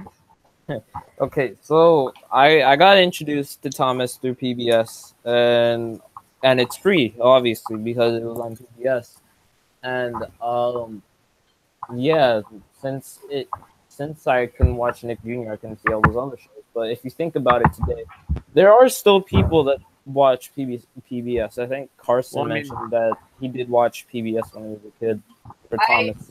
I no doubt about that. There's still a viewer base, but like, It's decreased over the years for sure, but like, I mean, that's basically how I got introduced to it. If it was never on Nick Jr., then I wouldn't have ever watched Thomas. Yeah, but like nowadays, I barely know any parents who actually show their PBS kids. The thing is that you have to pay money to see Thomas now. That's the biggest difference. But you also have to pay even more money to watch Sesame Street. I mean, you had to until that deal pretty much went out the window. But you know, for a while you had to pay to watch PBS. I mean, Let's let Blue talk. Now, guys, can I just tell my experience with Thomas at PBS? Go ahead. All right, so this is going to sound weird because I'm Mexican, because I live in the border, and I'm really close to the U.S. Actually, I had access to the fucking like American channels, and one of them was PBS. And I already was used to Thomas, and I had the DVDs. Like, we sometimes went to my family, and I went to the U.S. and like buy some Thomas DVDs, and went to Toys R Us. That's why I'm so sad that Toys R Us closed down, but that's another like point. But the thing is like, I remember when like I was like just like I remember I was just sleeping and I'm saying like, "Hey, wake up! And Thomas is on like the TV," and I'm like, "Wait, really?" She was like, and then she turned on like PBS and like they were broadcasting season 8. I remember, but there was one problem. The whole thing was in English, and back then my English was non-existent. Oh. Well, I remember watching Thomas and Friends on PBS Sprout, and it was on the weirdest times. I remember it was on at 6:30 p.m., 9:30 p.m., and 11:30 p.m. Yeah, and those were just reruns of some night block they did. No, this is what sucks about it though. Like in 2015, they got rid of Thomas off Sprout for some original. They don't even call Sprout anymore. Like Universal. Yeah, they're not even called Sprout anymore. They switched last year. Yeah, last year Universal acquired them, and now they're just called Universal Kids. Yeah, they completely rebranded Sprout and changed the name and everything, which I still kind of don't like. But wait, what's Dude, what's the new name now? I forgot. Universal Kids. because it's owned by That Universal. sounds too Wow. generic. Yeah. Well, It Yeah, really does basically, sound so they got rid of it in 2015 for like the Sprout original show called Nina's World or something like that. And now they have a based bunch of on- Sprout. They have a bunch of Sprout original shows now that are taking over the original PBS show. Guys, who remembers Martha Talks or like whatever? Martha Speaks. Who remember? Hey, Speaks, who yeah. remembers Clifford the Big Red Dog? Oh, me! everybody remembers that. Well, Yeah. I hope everyone. You've never seen Clifford the Big Red Dog. I call Good. better. Like I remember. I will be honest. I didn't watch Thomas on PBS, but I watched a lot of other shows. No, but I mainly watched Thomas for DVDs. Yeah, They were same. mostly American DVDs. I Carl and- rarely ever watched Thomas on like TV at all. I'd never watched him on TV at all, really, until No, the thing like is, Sprout. with me, like we had cable TV back then, and there was this one channel called Discovery Kids. It was like Discovery Channel, but with just like kids shit. Oh yeah, And- I think that's still around actually. I could Really? be wrong. All right. I think it's still but around. I could be wrong. At around 4 o'clock of the afternoon, I remembered like when I come back from school, I was in kindergarten. Like I was so excited because like, yay, they're going to like transmit Thomas, yay! Because in Discovery Kids, like they used to broadcast like season 8 and 9 of Thomas in Spanish. So that's why I'm quite fond of season 8 and 9 in a way, because like I grew up with those seasons, and of course I grew up with the classic series as well. But like it was mostly season 8 and 9, and I didn't notice a difference. Like for me, everything was Thomas, and it was the same. Yeah, same. Like when I was a kid, like a lot of my watch time of Thomas, I'll be honest, as a kid was mostly season 8. A bit of 9, but mostly 8. Who's But that? of course I did. But of course I did watch. I did watch all the other. I did watch all the classic seasons though. Yeah, me too. Like like No, guys, if you remember this, you're like qualified for a veteran's discount. Welcome to the Thomas and Friends DVD experience. yes, Yeah. yes, those are those DVDs. Yeah. Every time I pop one in, every now and then, I always get a nostalgic feeling. Yeah. I remember like Food said about Sprout. Oh, In My 2011, name is Sir Topamat, and I welcome you to today's adventure or story. Was it story or adventure days? I don't remember. anyways, in 2011, like when I first started watching Sprout, like I like just for Thomas, because they used to air the classic episodes during that time. Yeah, they did. Yeah, that's true. Randomly at some point, just randomly between 2011 and 2015, they just started airing the CGI episodes. I remember when I first watched it. Like I turned on the channel just to watch a classic Thomas episode, and then they started airing the CGI stuff. I was like, no. One day I saw a Hit Model era episode, but I think it was like once, and it was like the end. I think it was that one where Thomas finds a treasure or something. Does anyone remember that episode? Yeah, that was season 10, I think. Oh, yeah. I mean, So yeah, is nobody definitely. gonna talk about the animation or What animation? about Big World, Big Adventures? We Oh. did. We already did talk about that. Oh, I was about to say. I mean, I think we can go on further. Well, I mean, I think we can all agree that the animation was just a big, like, flop. Like, Hey guys, I have a question. Who was scared by Ghost Train and Thomas Percy and the Dragon? I was afraid of Thomas Percy and the Dragon, not Ghost Train. That's Yeah, same. I was The myself. thing about Thomas Percy and the Dragon was because it was so unsettling. Like okay, so when Percy's sleeping on the siding, it looks so real. You don't know what's gonna happen, because. Well, I mean, now I can obviously tell that it's fake. No, as a kid, because it looks so real, and it isn't animated, but it looks actually pretty real. It's the music gets in your head, like it freaks you out. It psychs you out a little bit, and well, for me, and Honestly, when I was a child, I didn't care about the dragon. I cared more about why Thomas was being rude to Percy. I was just like, why is he doing this to him? He didn't do anything. Yeah, I noticed that. Also, there was this one. Okay, so you guys know that scene in the shed, like Tim in the Shed's, right? Where what is it? Percy's still teasing Thomas for being afraid of the ghost train in season 2, right? There was one face that always was so creepy to me. I don't know why. Was it the one where Thomas looks fucking high?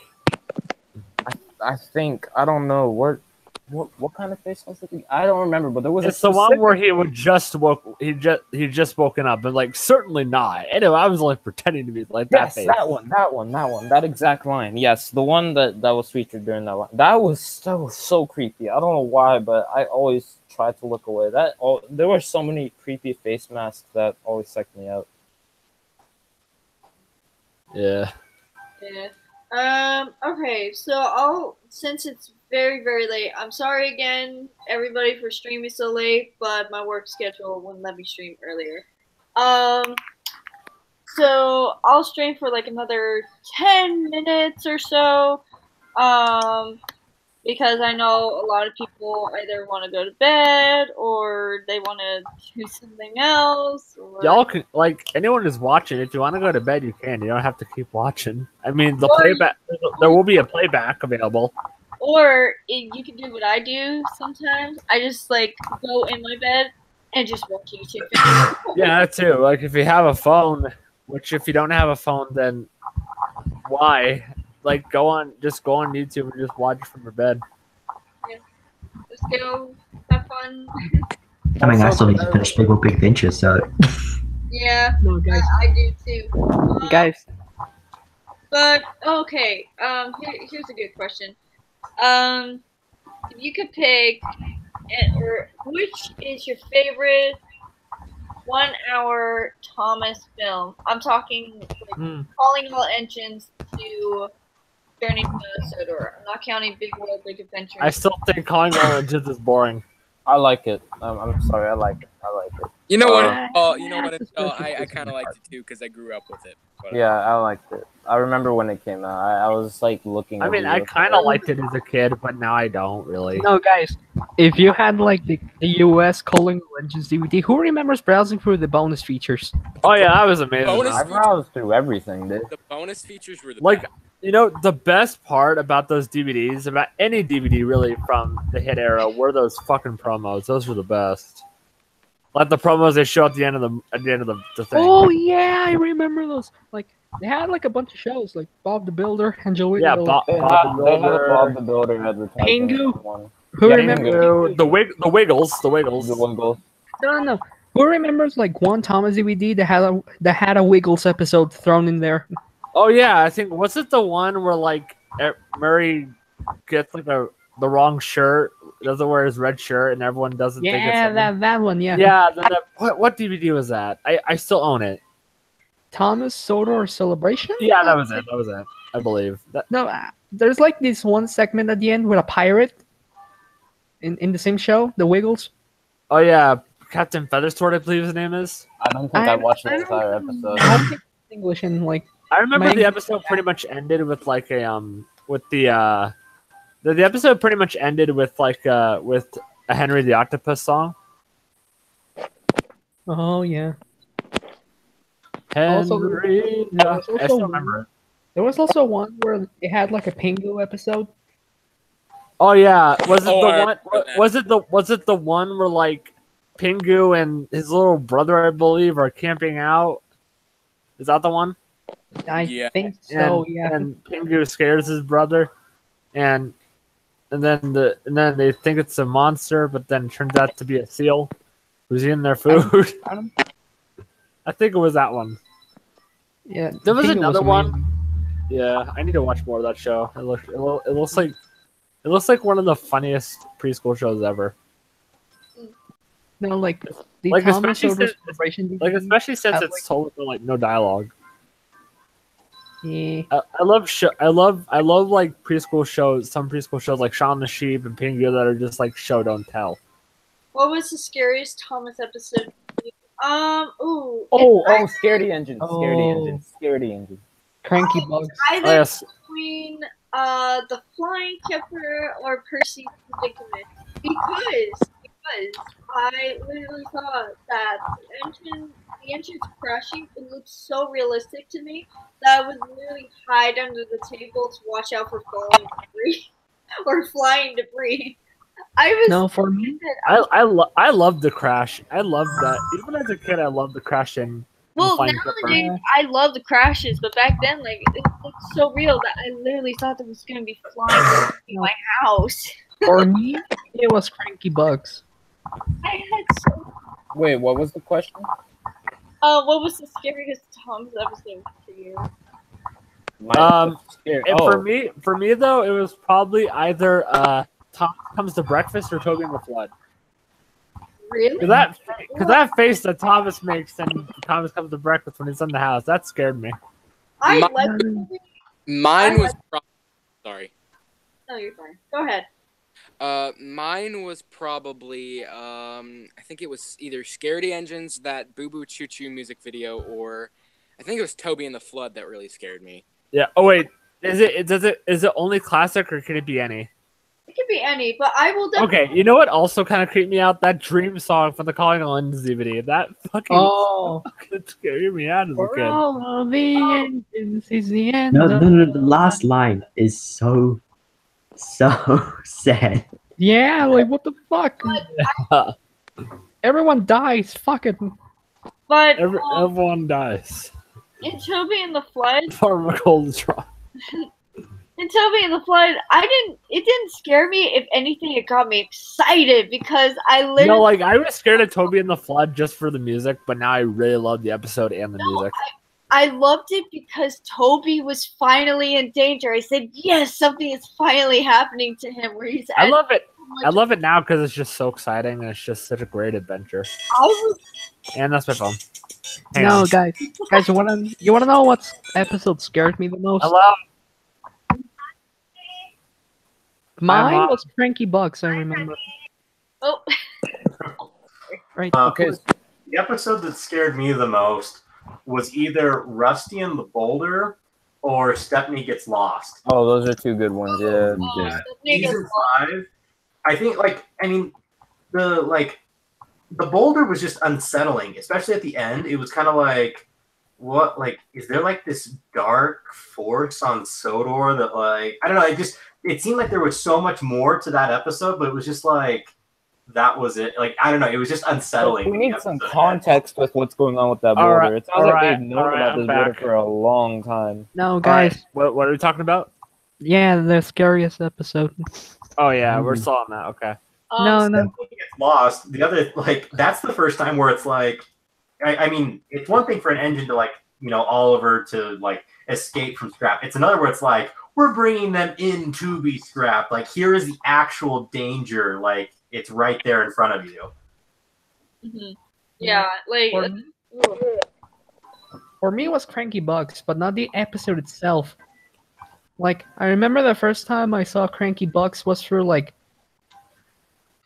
at the beginning of each DVD, they had, like, a little promo of, like, the other DVDs you could buy. Yeah, they did. Like, the lighthearted adventures of races, rescues, and runaways. The romantical tunnel makes someone Oh yeah, happy. those were amazing. Yeah, and for the one for Cranky Bugs DVD, like they had then one shot where like Thomas was like, "Don't move, you're still attached to Cranky," and then Cranky like falls over twice, like again. Yeah, but I wasn't expecting. Alec Baldwin's narration too. It was just really intense sometimes. Yeah, I don't know This what is- was wrong with me when I was a kid, but when I saw Toby just on that bridge floating away, I was like, I don't know. I was like, yes, finally Toby is. I hope Toby drowns. Die. I didn't hate Toby. It's just like he was so calm. If Matt is watching this right now, he's laughing at me. But Toby was just always in a calm environment, and to see him on a floating bridge going about ready to go down a waterfall, I thought that was exciting. I was like, finally something where Toby is literally in danger. I don't know. You know what's funny? I was a messed up child. We never got an episode with Edward like having an accident. Not until season 7. Oh yeah, true. Yeah, Edward has never had an accident. No, the one in season 7. Oh yeah, that's right. In Where? Toby and the Flood, though, Oh, yeah. as a kid, I was disappointed that we never got to see the waterfall. Oh, But I'm so disappointed about that. I thought we were going to, and I got like really excited, like, oh, cool, a waterfall. I mean, they have a budget. David Miller was so- too to build a waterfall. Don't tell me. We're about to head over a huge waterfall. Yup. I mean, I guess it's because they're on a budget. That's probably why they probably couldn't do it. They have the I think waterfall they in make it Thomas Percy's Mountain Adventure, and so I was thinking like it was going to be. Oh yeah, that's oh yeah, that's true. Yeah, that's right. Yeah, but and they, yeah, they use that. They reuse that shot like a few other times. yeah. I think they made it up for it for the dam, like when it breaks. Like, oh, that looks so awesome. Yeah, that was epic. Top 10 coolest Tom's. Like I'm thinking they probably didn't have the budget to do something like bigger than what they did, like with that moving shot. Yeah. Dude, imagine making Lost Treasure but with models. Oh yeah, I don't know. that'd probably be the hardest shit they'd ever worked on. Like, not because of the Smallies, but like the humans. Like, how would you do Sailor John lighting dynamite and throwing it at Thomas? Like, I mean, stop motion. Stop motion. They can do so much with the animation now. It's awesome. Yeah. I think with like Legend of Lost Treasure, like made me realize that like, thank God Thomas is now in CGI because like now they have so many possibilities.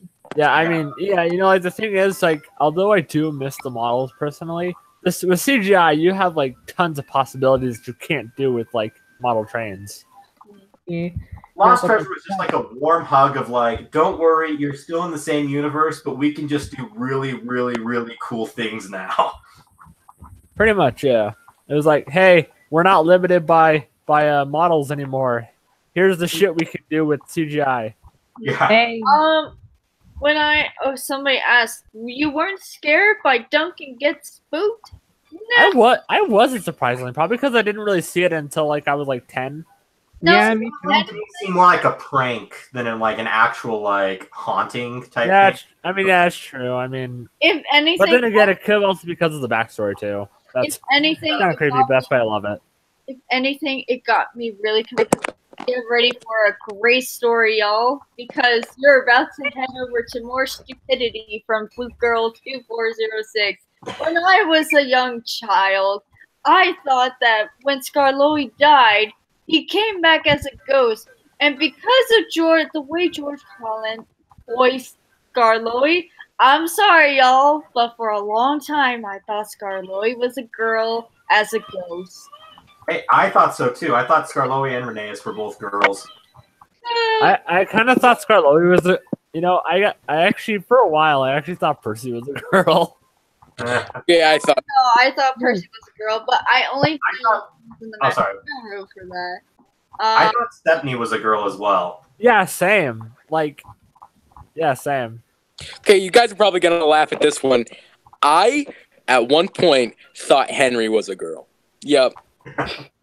What? Wait, I actually want to know how. I don't know.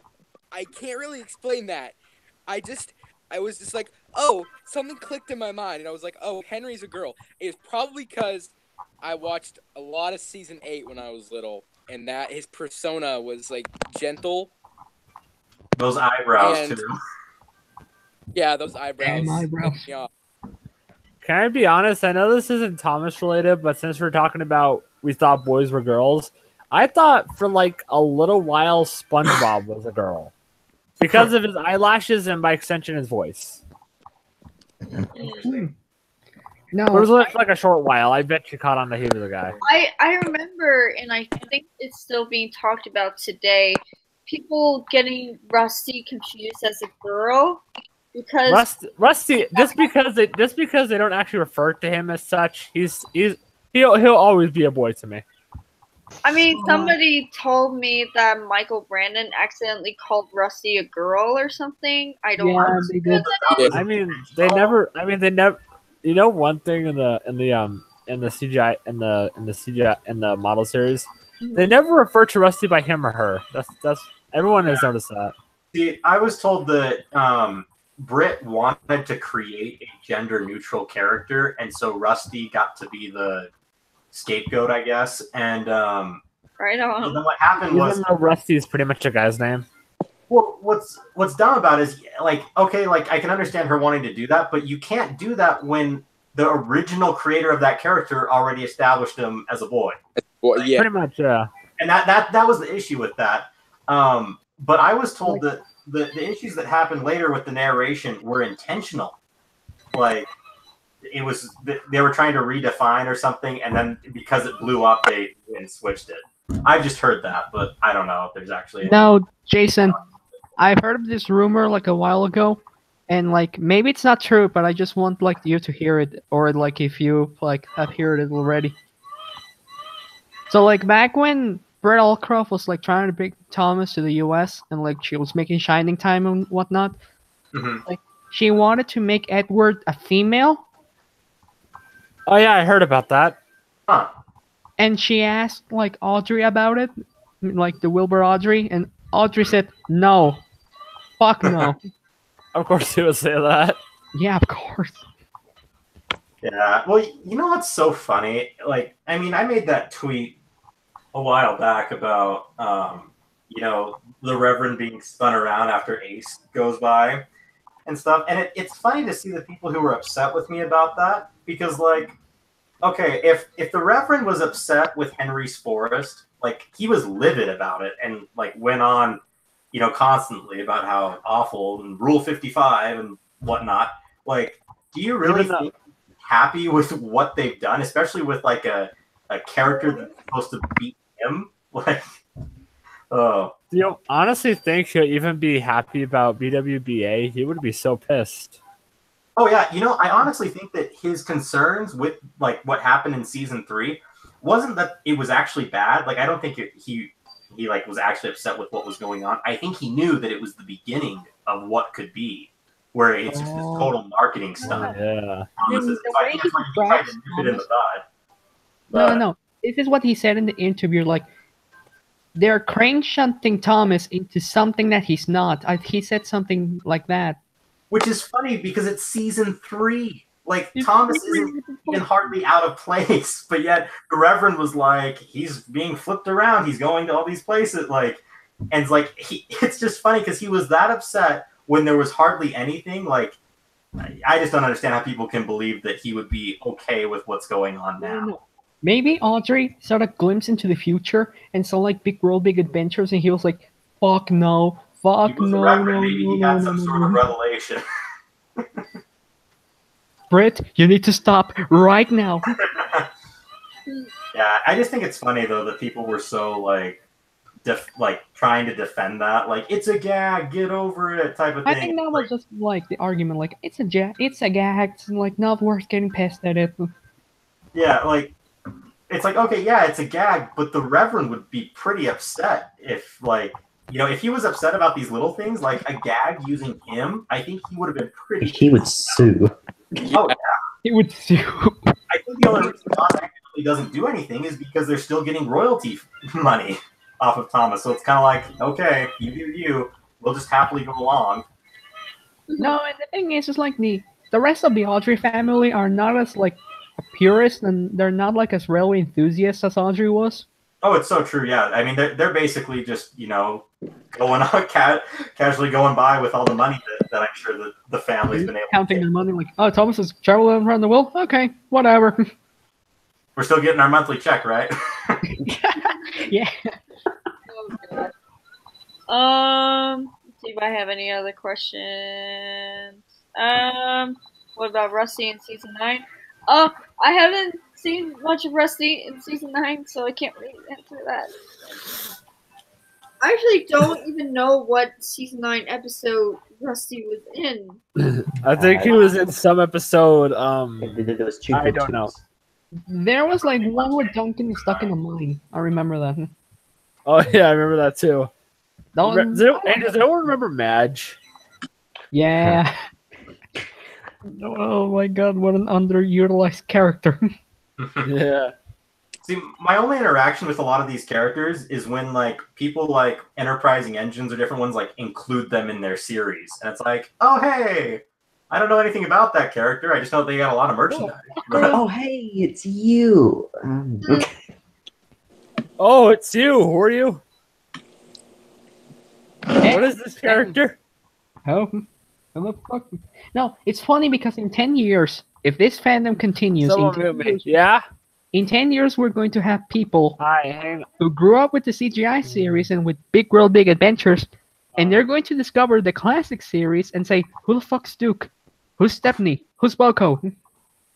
Well, the thing is, I don't think you're going to end up with fans like us in 10, 20 years because the series isn't unique and doesn't have that thing that kids grasp onto and want to hold on to. Because if it's like everything else, it's just like, okay, it fades in times. There's nothing that really sticks in the timelessness about it.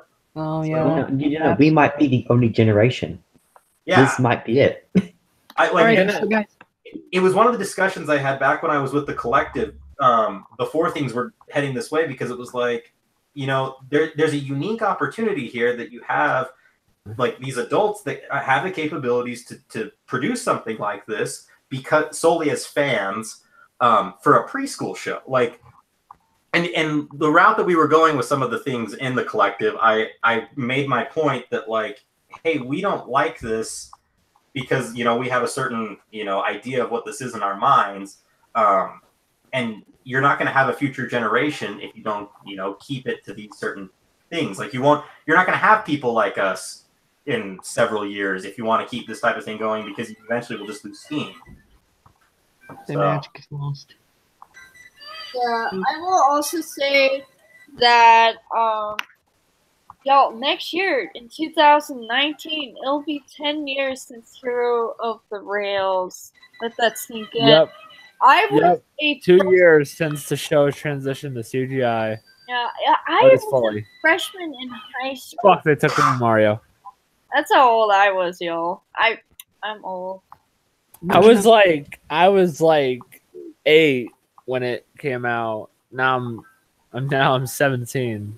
Yes, I'm a baby. Shut up. Anyway. No, guys, you're like in times like this, like it always reminds me of like, you know that scene in Magic Railroad, like where Diddy Kong's character. Well, wait, Diddy Kong's character? No. Fuck. What kind of Magic Railroad take have you watched? No. I didn't know Diddy Kong was. What's the name of the Donkey Kong there too? No. What's the name of like the Didi, I think her name's like Didi. What's her last You mean wait? Who, like Diddy Kong? Yeah. No, but like the scene in Magic Railroad with like Shining Time Station Master. Well, that's like a lady in the red dress. I don't know. Stacey Jones. Stacey, yeah, okay, that one.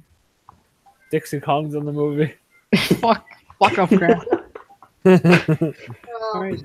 It really my interest for the like dreaming. director's cut of Magic Railroad so many people have talked about. I've read the script and it's alright. DK, Donkey Kong. He's the leader of the bunch. You know him well. It's fine. No, okay, but whatever. Like, you know, Mr. Conductor's like dreaming, and then like Stacey Jones is like, "Mr. Conductor, where are you? The magic's gone." And like Shining Time is like in ruins, and then everything's so sad. And then like Alec Baldwin like wakes up. I think that's what happened in Thomas. The magic's gone. When I was younger, I took that scene the wrong way. I literally thought I don't know why, but my 5-year-old self thought that zombies attacked Shining Station and that everybody died. It was Donkey Kong. I thought that everybody died and that Stacey Jones was the only person left alive, and that it was her dying. It was her last wish. It was her dying. And then when Mr. Conductor woke up, she was dead. And then when it came back, I was just like, wait a minute. I thought everybody was killed by zombies. I was so messed up. I literally am still trying to... I mean, the setup was accurate. I will give you that. Guys, you want to know the name of the actress who plays Stacey Jones? It's Diddy Kong. It's Diddy Kong. That's literally her name. Oh, Diddy Kong. Diddy Kong. Dee Dee. That's hilarious. She was actually in the movie Grease. She played Frenchie. If you don't know who that is, it's Diddy Kong. the girl with the pink hair. Or at least very briefly, the girl with the pink hair. In Greece or what? In Greece, yeah. Hey, I thought so. Well, oh, well, oh, well, oh. Where is Thomas? No. No. Where in the world is Thomas? Clearly irrelevant to me now. Where in the hell is Thomas? No, I like how he went from where is Thomas to where in the world is Thomas? Like what the whoa? Where in the world is my boy Thomas? Thomas must be found. Where in space is Thomas? Imagine that. I love how in the actual clip, and yeah, I'm sorry, y'all. I'm gonna start. Well, actually, I don't think it's a big spoiler. Jupiter literally hits Thomas's boiler. Who's Jupiter? The planet. Wait, Flute, you saw the whole thing? I saw somebody sent me a clip from the actual song "Where in the World is Thomas." Well, I also saw the first 12 minutes of it, which included the song sequence "Where in the World is Thomas," and yeah. I haven't seen anything. Honestly, there's so much hype about it on Twitter. It's really hard to understand what's going on, because one day it's about the soundtrack on Spotify, the next day it's about it being leaked. I'm confused. Well, I think people are curious to know what sort of changes Mattel has brought to Thomas, other than the fact there's the bouncing engines, or I'm sorry, the bouncing has already been established for over a year now. So almost a year. Adventures, though. No narration. The swaying, oh my gosh. Wait, say that again? The swaying in Big World, Big Adventures, the trucks and stuff. Like, I mean, Journey Beyond Sodor, yeah, you see it and stuff. But in this movie, it's so, it hurts your eyes because it's okay, there's no way they can lean that far. It's just. Oh my god. Really? It's that bad? Where there's that promotional clip of Nia with the troublesome trucks on Sodor, and they Oh yeah, that's right. Turn out pretty much to talk. They do that throughout the movie in Big World, and it's just painful to watch. No, Jason, it's interesting because I see a lot of people saying the bouncing is no, it's not in control. Don't worry, guys. And it's what? I hear many people on Twitter saying oh, the bouncing is fine now. It isn't as crazy. I mean, they don't bounce. The moves are so much more exaggerated in this movie. It's not really bouncing, really. It's more just gesturing, as Amakita puts it. I call it swaying is probably the best way, because they'll sway from side to side. At least it is as bad as it is in Chuggington. There are some parts in Big World where it is kind of like that. Please tell me they don't hop. Sydney hops in a scene, but his back wheels. Oh no. At least they don't hop from rail to rail like in Chuggington. Yeah. I know, because I've seen an episode where they've done that. I mean, Chuggington has no logic. How do I feel about the time length being changed from 8 minutes to 11 minutes? I don't mind as long as they don't slow down the episode or make the episode slow pace, because I know that a lot of episodes episodes like Ed and Eddie and SpongeBob, they span to 11 minutes, and I can understand Mattel is trying to expand that as well.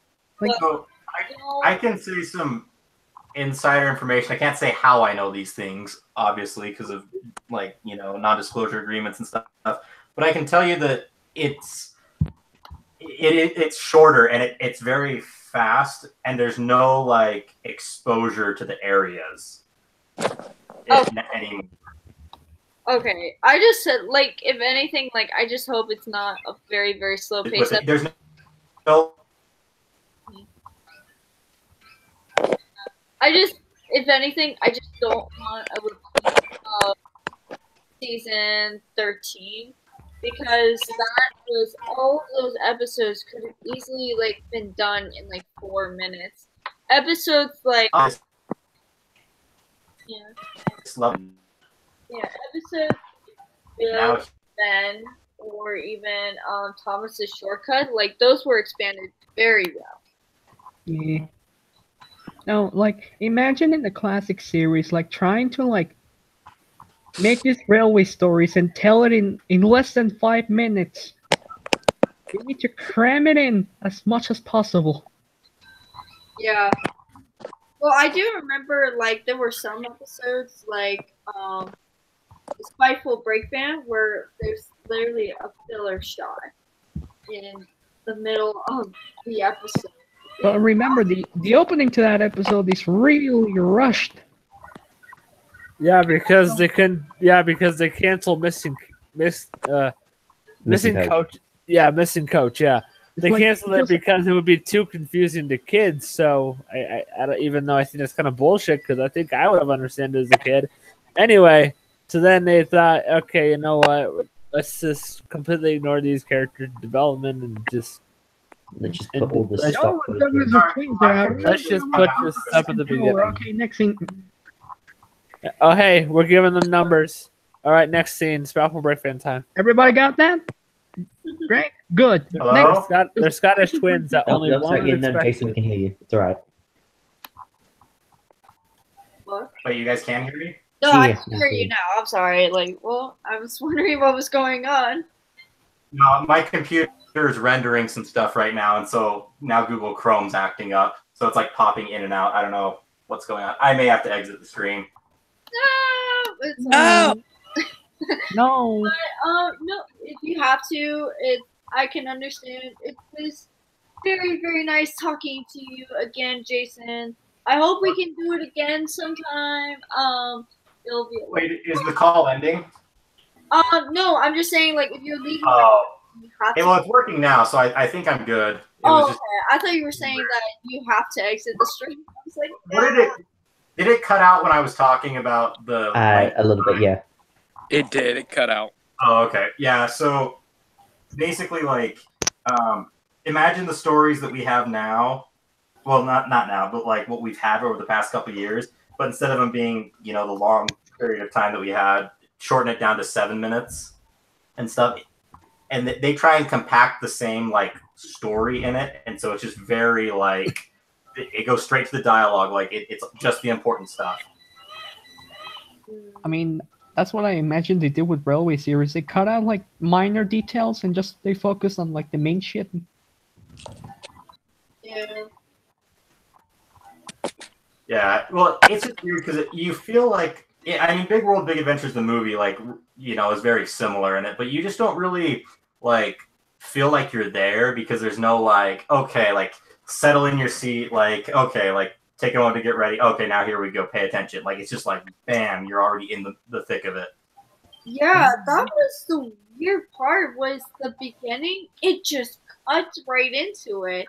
Yeah, that beginning's a perfect example of how it's just, like, immediately, like, there's no calm Thomas like we know. Yeah, There's and no also, introduction. like, there is an Tommy, exposition, come home. but the exposition is just very, very odd. Like, The exposition was so crucial to Thomas. That's, like, one of the problems with it. Yeah.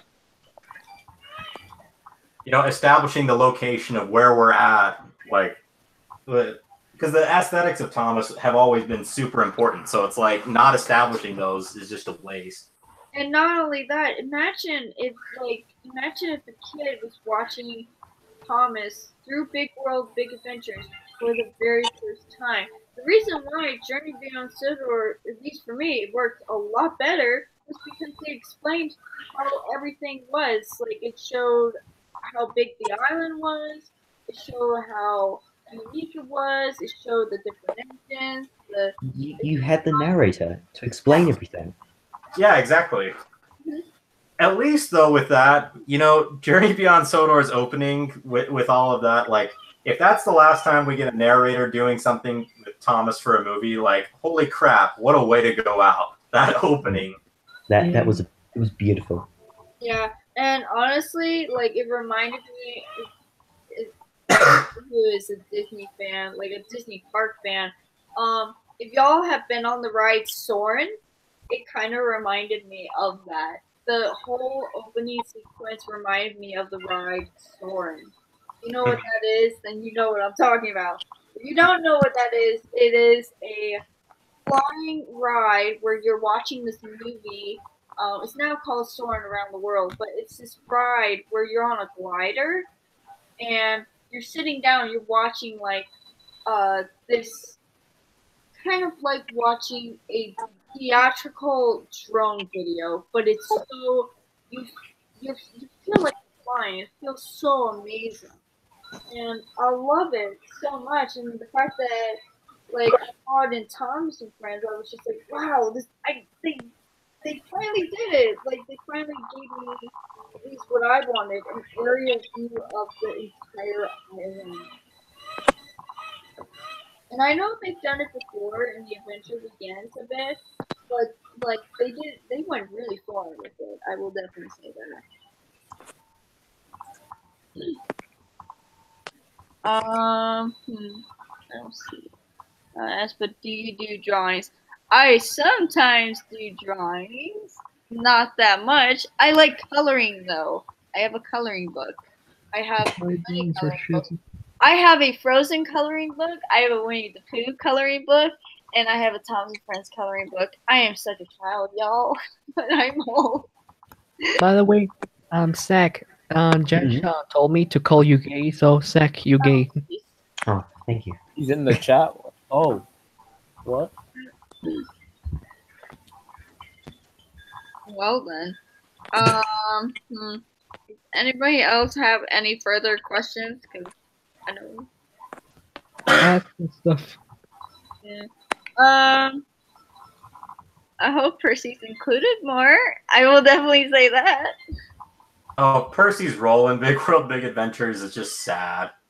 I know, like it's like I'm actually really sad about it. Like he's not worried. I mean, for a movie that's all about friendship and like establishes Thomas and Nia's friendship so well, and like what a good friend is, like they totally just like forget all about Thomas and Percy being best friends and whatnot.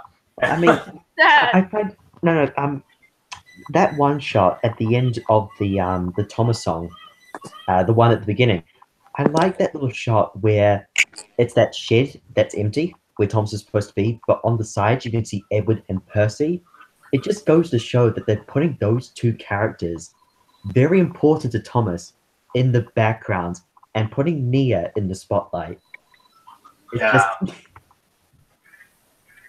so sad. It just there's so many overlooked things where it's just like, you know, we had to do this, like when we did the best that we could, type of thing. Like it wasn't like logically. Yeah, and honestly, like I don't really blame Andrew Brennan for this, because imagine just suddenly going from Sodor's Legend of the Lost Treasure to being under so much pressure with this movie. Yeah, I wonder if ever since Legend of the Lost Treasure, they've been putting more mandates on what has to be done. Like obviously the bridge jump in Great Race was like a mandate type thing, but I wonder how much Journey Beyond Sodor, or if they kind of had free reign on that one, or like how much, to what degree? Because obviously this one, you know, I don't think Brenner would have intentionally done some of these things and kind of like logically overlook them unless he was told that, like, no, you have to cover these specific plot points, figure out a way to work. And he had these basics, and then he could do whatever he liked with them, as long as they had like a limitation to them. Mm-hmm. Yeah. Somebody asked, do you think Thomas DVDs are self-production here in the US because of being digital? Well, here's the problem, and Jason said it himself. Where's the digital release? Oh, where is it? Like, where is it? And I've actually been to, my recent Walmart. I've been there, and none of the DVDs are selling. It's not that, like, I mean, it could be the fact that they're digital, but I haven't seen them on iTunes. The DVDs that are at Walmart, I'm talking like Tales from the Rails or Tales of the Rails. I've seen that at Walmart, and it's still there at Walmart. I And barely see any Thomas DVDs at Walmart.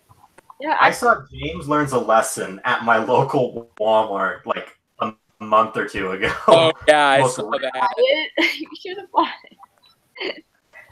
Well, it was funny. They had actually like a couple of Thomas DVDs in that section, but I went to another Walmart closer to where my university is. No sign of any Thomas DVDs at all. But they had a whole like SKU that was entirely Nickelodeon products that was like labeled Nickelodeon.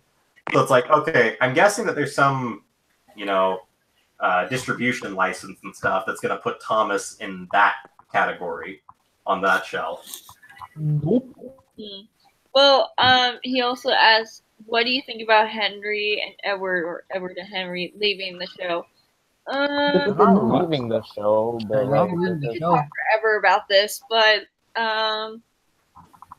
okay, I will definitely say it defeats the purpose of the 3 railway engines, because the first characters in the actual series, it wasn't Thomas. It was literally Edward, Gordon, and Henry. They're even on the book cover. Now, I know I shouldn't bring entirely the railway series into the TV series show, but it's just like, it's literally what started it all.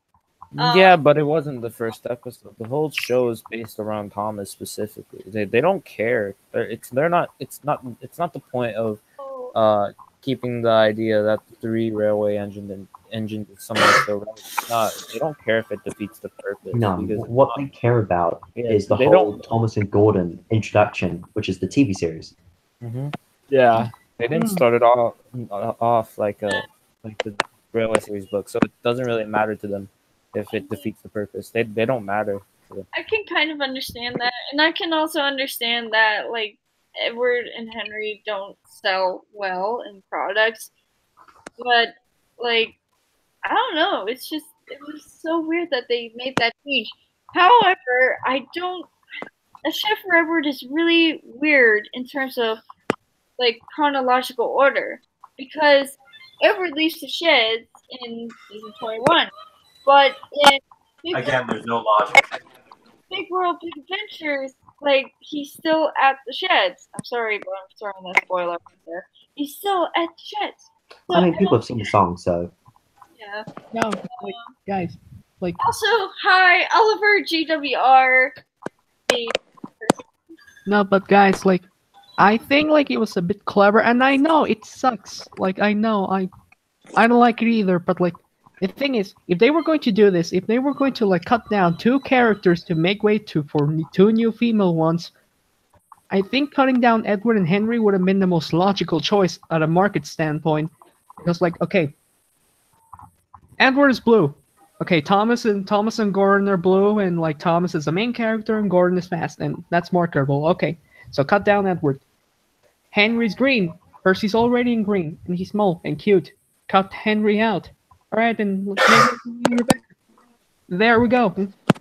It makes sense, but I prefer what some of the guys at SIF have proposed, that the Steam team is just a marketing thing. So like for the most part, they could totally just eliminate it and focus on specific characters and just make that like if all the promotional material from here on out was Thomas, Rebecca, and Nia, like okay, that's fine, but like why do they specifically have to take a place in the sheds? Like it's more the fact that they took the main original character and kicked him out. I think that's the I issue. understand, like, this is the reason why a lot of people hate Nia and Rebecca, especially people like Nicole Williams and, like, whatever.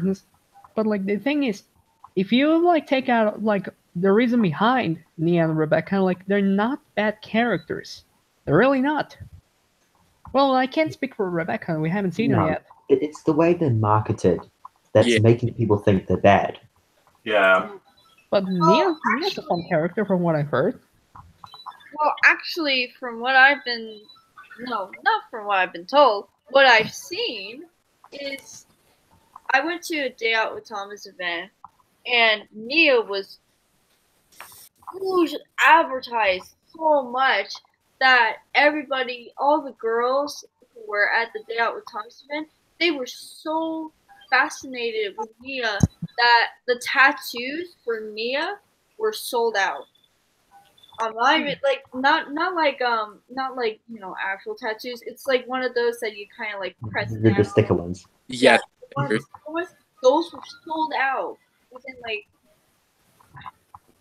that's what I heard. Like they were sold out. I couldn't find them. I was just like, oh my gosh, that's so surprising. But then I tried looking for Nia merchandise because why not? There wasn't any, which was weird. Kids were. I remember some girls were like, "I like Nia. She seems cool." I remember seeing that, and it was really interesting. And like, girls really like Nia. I was really surprised when I saw that. Despite not knowing who she was, they're just like, "I like Nia." Okay. But the target audience for Thomas and Friends is children, but like other female characters besides Nia. There's Mavis. There's even Emily. There's Yeah, like Emily was supposed to be the first to try and get females to watch the show, but that didn't work. Apparently. No, but the thing is, it's like it's the same reason why people like hated like Emily in the first place because she replaced Duck. It's now the same thing is happening again, but much worse. Yeah, I haven't heard much about girls talking about Rebecca because which is weird because not much has been shown or even said about Rebecca. Well, no, Rebecca's had nothing. Like seriously, nothing. Somebody did ask about like something about her. I can't remember. I can't find it. Or Here's the thing. Here's a different question. Which engine do you think deserves the main character role in a movie that's not Tom Percy? Oliver. Gordon. Gordon. Oliver. No, I think it's Gordon. Gordon. Especially after the Great Race. I'm gonna quote Unlucky Tug on this.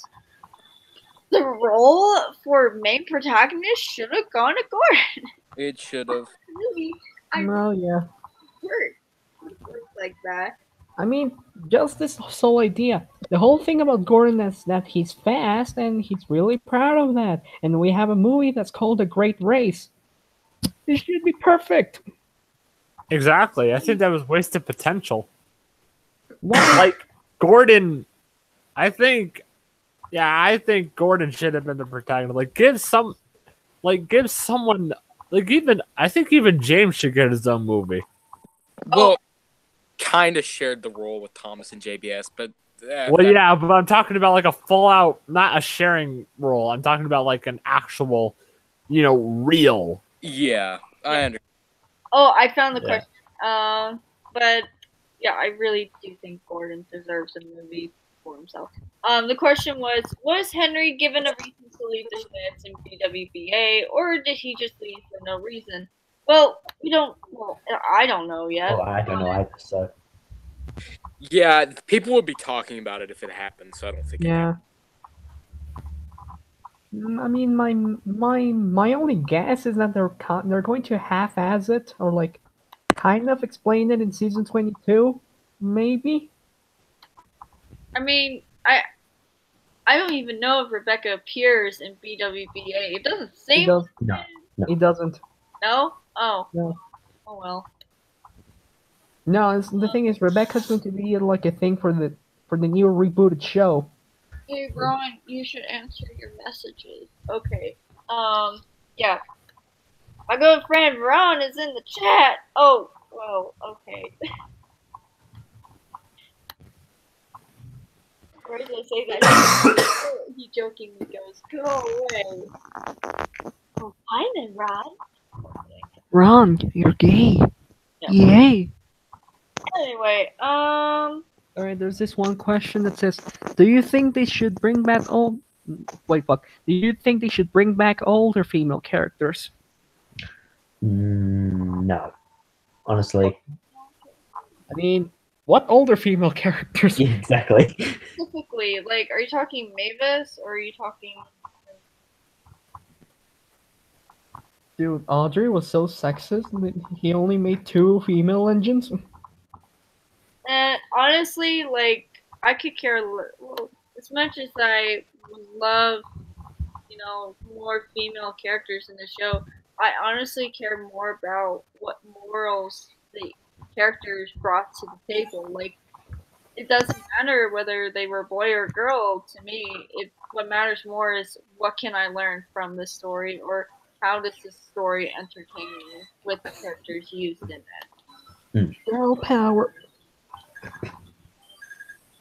Like, there's the episode Special Funnel where it's like, Peter Sam has a weird funnel that is like very oddly shaped, and everybody makes fun of him for it. But then they all of a sudden they realize, I want one too. I wish I had one like it. I think he told the story backwards. Wait. I don't know. I'm tired. Yo, I've worked 11 hours at my job today, so I'm surprised I'm still going. Didn't we say we're gonna end this in like 10 minutes? I think I said that like an hour ago, and I just kept you going. did. You said it an hour ago, and we're still going. Whoops. God. Well, I was waiting for I sent the link out to like several people, and they didn't come in the call, but okay. Hey, we got a lot of people here, so I mean. Yeah, we got. Hey, we have one of the big boys, Jake, do you like after school snacks? Wait, what? Ron asked. Do you like after school snacks? That's not a good. Don't answer it. Trap. I feel like it's a trap. Don't answer that. Wait, is that Ron? Yeah, that's gotta be Ron. Yeah, Ron's in the Don't answer Hi, that. Ron. It's a trap. It's a trap. Don't do it. What kind of snack? It's a trap. Don't. Okay, I hate. Okay, Ron, I hate after school snacks, and I despise you. Please go away. Yeah, don't fall for the traps. Don't fall for them traps. All right, don't do it. Okay. Ooh, great question. Why was Mavis the only character besides Diesel? Hey, hello, You still went what? Wait, this is very phrase.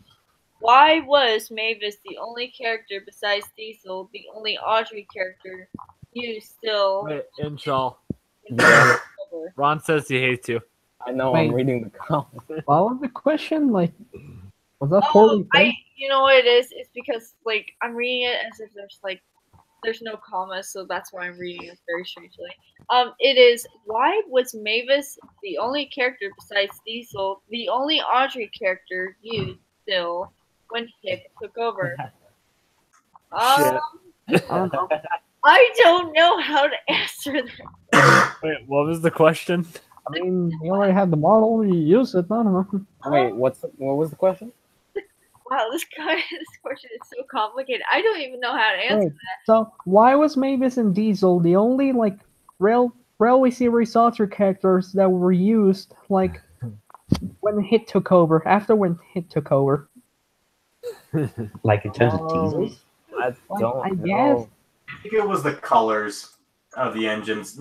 Especially when they switched to CGI, I think that they specifically chose characters to render first. They had a variety of characters. That's why Rosie, Stanley, that's why they were in. Yeah, but characters like Diesel and Mavis, they're colors that kids won't relate to too much. I mean, look at Toby. Toby's not selling well because of his color.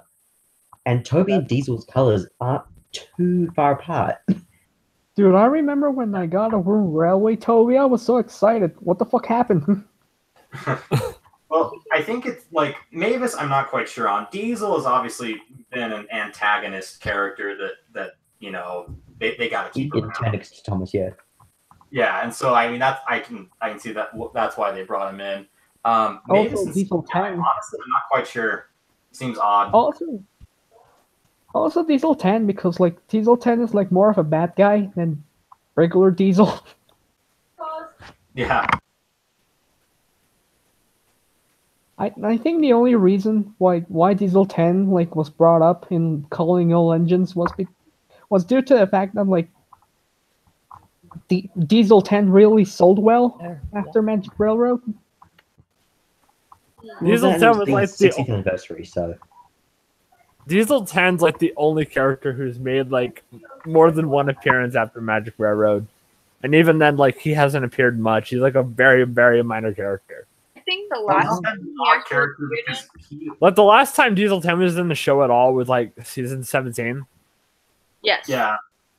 Like, Yeah. Templeton's so odd because he appears so few times. But if you were to like take a survey with just like random people, most people would recognize Diesel 10. Like, Yeah, but it's mostly because of the Magic Railroad. Popular without actually having to appear. Yeah, because like he was honestly one of the best things about Magic Railroad for me. No, I think like the boys for Diesel 10 in Magic Railroad kills it. Like, I'm sorry, I cannot take him seriously. But that's why I love him, because like he's so funny. Like, the line is fantastic. Also, I love Junior as well. He's pointless to the plot, but he provides some of the movie's funniest. Hey, Fatty. No, not Fatty. Hattie. Fucking. Hello, Hattie. It's just like the fun fair. I don't know why he's Scottish though. Dumb decision. I don't know. Yeah, but the thing with Diesel 10 is that he's one of the characters outside the TV universe that Mattel still wants to market because his toys are still selling pretty well, which is why books like The Thomas and the Beanstalk, he's in it with a big role because they still want him to be around. When you think about it, They should just like make him like a recurring character. I mean, no, because they don't want to. That's the thing. They don't want to. But you know something though. When Diesel 10 finally appeared in that Grinch parody episode thing, I was stoked that Diesel 10 was finally put in an episode because prior to that, all he was ever really in were the movies or specials. But that was it. So I was actually pretty hyped when he actually appeared in an episode for once. No, I think that was because they didn't want Diesel 10 to be visually scary for the kids. Because, if you see him in a book, he's not scary because he's not moving around. It's just an illustration. But with Diesel 10 actually, moving, just practically moving, you can tell, this is visually scary. Oh no, we shouldn't show our kids this. But nonetheless, I was still pretty hyped that he finally appeared in an episode of the show. Well, I mean, the animation for him was but I'll be honest, his new CGI face really isn't that scary compared to his old one. His old one is just great. His jawline is very interesting. His old face is like, you could tell there's evil in that face. Hey, Same goes for Diesel as well. Same goes for Diesel too. If they want more female characters in, what about they put in Molly, Flora, or Lady? Lady, no. So complicated about Flora and Lady. Molly is alright, but actually, I don't know what other episode Molly appeared in. That's the problem. She had cameos, but that's practically it. No. But the thing is, it's like, out of the three, like, say what you want about the movie Magic Railroad and Lady. I like Lady. I mean, she had potential. Wasted potential, but potential nevertheless. Yeah, pretty much. And like, in the original script, Lady didn't even talk. Like, what the fuck? That's true. But you know something though? What? Splatter and Dodge need to come back. They were other great characters that I don't know why they never brought them back. Well, two reasons actually. One, because the models were lost, technically. Well, yeah. But they could always just rebuild them, and hell, the show's in CGI now, so they just make another reskin of Diesel or Arian Bird even, and then just call it a day. I'm fucking sick of these old like shunters, 08 shunters on the show. Well, yeah, it's true, but still, Spider and Dodge would be. I would be surprised if they actually did bring Spider and Dodge back, but at this point, it's not going to happen. Molly appeared in actually 3 episodes. The first one was obviously Molly's Special. Season 11, Henry's Left Day, and Thomas Sets Sail. Those are the only. No, she also cameoed in other places too. Well, I mean, like, had a speaking role. Yeah. There was this one like Thomas and the Golden Eagle or whatever, like or Yeah, in Molly Passes, appeared yeah. in the beginning. That's cameo, though, I think. No, about Splatter and Dodge, about their models. Were they really lost, or were they just like Ari and Bert repainted? No, they were repainted. Oh. That's a really shame that the model.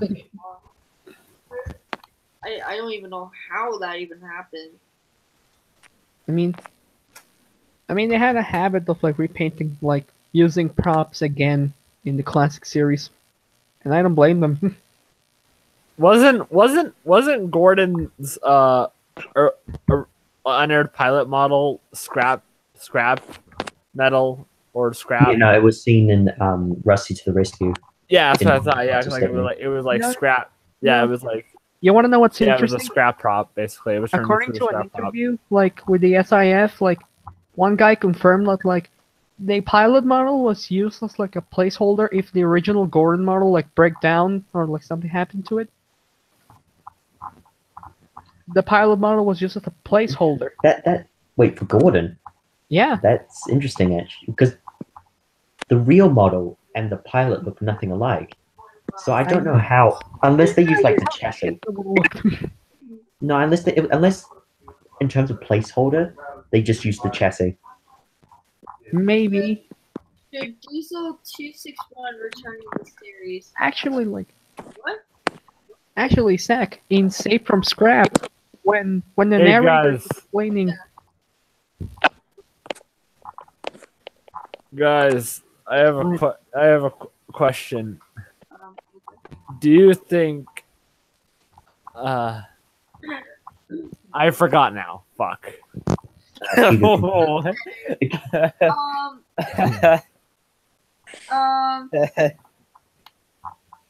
you think? It took him like 5 seconds to clear that out. He's like, "Do you guys think? Damn. Fuck. 261 return in the series. Who? Dude, we're so high right now. Diesel 2. No, I don't. Diesel 261. Flute.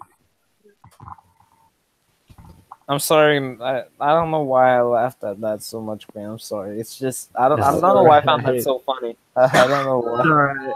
It's the Diesel from Bowled Out. No, Yeah, absolutely. no.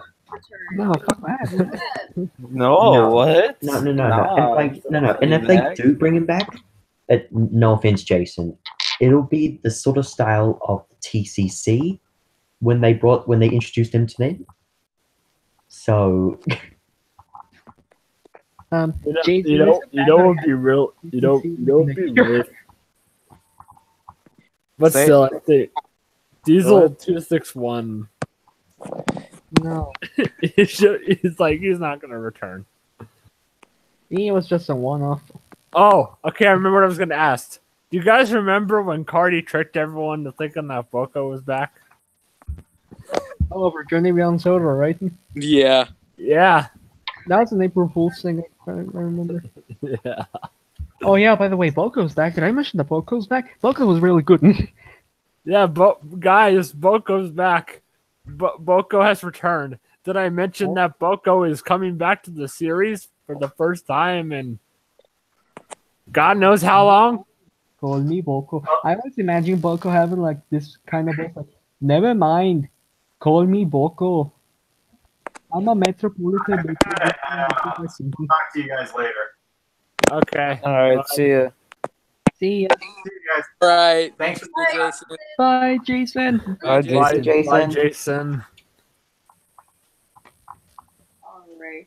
I'm sorry, Well- Grant, but I'm still laughing about that. I don't know why. I mean, All right. It sounded so. I sent you the link a while ago. I don't know why you're getting in here. Oh, Ron can't join. Yeah, I know he can't join. He texted me. I was wondering for a while. Well, I might have to end the stream. Like, Kobo. I said that an hour ago. It's like, oh my god, it's getting really late. I have a flight tomorrow, and I also still have to pack, and I still have to watch the movie. So, I mean, like, anybody have any final questions? Like, I'm only gonna, like, I don't want them to be, like, a 20-minute long answering question sequence. I just, like, does anybody have any final questions that want me answered, like, very, very short? Or... I got one. Okay, go ahead. I'm thinking of a number between 1 and 100. What is it? 59. 25. 54. Is it 24? 54. No, wrong. Is it 42? Is it 17? It's 62. Oh. Damn, I was the closest. I said 54. If you get the reference, you get a cookie. Say it one more time. Yes, it's a SpongeBob joke. Lol. Oh, I least didn't favorite watch engine. SpongeBob. Can I say least favorite character? Yeah, I guess that's what he meant. So go ahead. Ace. Ace by a Queen. Wow, then that was fast. Okay, then what about least favorite engine then? Least What's your favorite- least favorite engine? I'm sorry, but it's still Daisy. But I will say that Ace, I despise him so much. Like, I literally was not even joking. I will literally dig a hole and I will shovel a hole. Oh, Daisy, Ace is the discount Lightning McQueen. I'm sorry. No, who's the That's worst? the only reason why he's there, because he wanted to cash in on the Cars franchise. You know which character that I hate the most, though? I just really Oh, Billy. I just despise him so much. Like how yeah. Max hates Samson. I hate Billy. I don't know why. Ron, what question did you ask? You've asked. I really don't like. I have a lot of characters I don't like. I don't like Charlie. I don't like the Logging Locos. I could care less about the Guys, login. I don't Not that I like hate Bruh. I just I know don't that was care. weird right now, but I don't like him. Oh, hi, Nostalgia Dude. How are you? It's literally Nigel Pilkington's doppelganger. Or at least Guys, the Logging Locos are offensive American stereotypes. I'm sorry. who's your best friend? Not gonna They're lie, like, oh, Okay, what? guys. Yeah. This was asked to me. Like, it's the question. Somebody think was far away. Branch started saying something about stay from scrap, and like, I hate cutting up for you guys, but like, the reason I brought it up is like when the narrator's explaining like what the scrapyard does. Like, you can actually see one of like Gordon's pilot wheels Yep. in the scrap heap. So yeah, that's. We're never getting that. We're think it never was- get. We're I think it never was getting that one on their of the pilot, by the way. I think Arthur should return more than Murdoch. I'm sorry. I think Arthur. I think Arthur is more of a personality. Yeah. Now he has more story potential too. Yeah. Yeah. Also, Sorry. Like Murdoch's all like, "Oh, hey, be quiet. Shut fucking up. quiet. I'm trying to sleep. Oh shit, it's the sheep. What should I do? Oh shit, it's the sheep. I can't use my whistle because I really want to be quiet." I'm sorry to those who are Murdoch fans, but I have spoken. Nah, I think Arthur's people are better. Murdoch fans. What? Hey, I Murdoch. mean, Murdoch was gonna be fucking red. All right. oh yeah, that's right. He was gonna be red. I think that was gonna be closer to his basis, right? I guess so. Hey, Flute. Yeah. He could have bust into some buffers. Oh, gosh, down into your mind. Rode into the ocean because he passed the danger sign. That was terrible. I'm sorry. Guys, the character. You know which character I want. Well, you know which Roaster's character I want to have in the series. Who? The derailed engine for Gordon Goes Foreign. Okay. Sorry. That's it. No, I want the orange crane from one of the Christopher Audrey books. Screwed. I would be a steam mention. Thoughts on No, the no, I want the visitor from Gordon Goes Foreign. thoughts on a second theatrical Thomas? JTM I would Pug. love it. Just don't screw up with writing or marketing. Actually, wait, I want the cigar smoking train. That cigar smoking train. What's his name? Smudger or Stanley? It's Stanley, I think. Yeah, Stanley. Stanley. I might have to start ending the stream. So, I'm actually surprised I'm not emotional at the moment. I don't know. Maybe it's because I'm so tired. It just hasn't hit me yet. But, yo, thank you so much for awesome 3 years. I'm not saying farewell, but it's just like I don't know when I'm gonna stream again, but it's gonna be a long while, y'all. Unless I just happen to be home alone. No. Wait, where are you going? I'm moving. I said that. Oh, right, yeah. But unless I happen to be home alone for a super long time, maybe I'll stream again. But like, thank you all to everybody who has supported me over the years. Least favorite RWF work. Okay, I'll answer that really quick. I honestly don't know. I'm too caught up in trying to end the stream. But thank you again for your support. I love you guys so much. I'm hoping to come out with more RWS videos. I know it's been such a long time, but it's crazy that a big change is happening in my life right now, and a lot's gonna be cut off for a while. But I hope you all understand, and don't cry, please. Wait, what? What? Wait, what did you say? Say that again? Some of y'all in the chat are telling me you're crying. I already cried earlier today, but it was for like a completely different reason.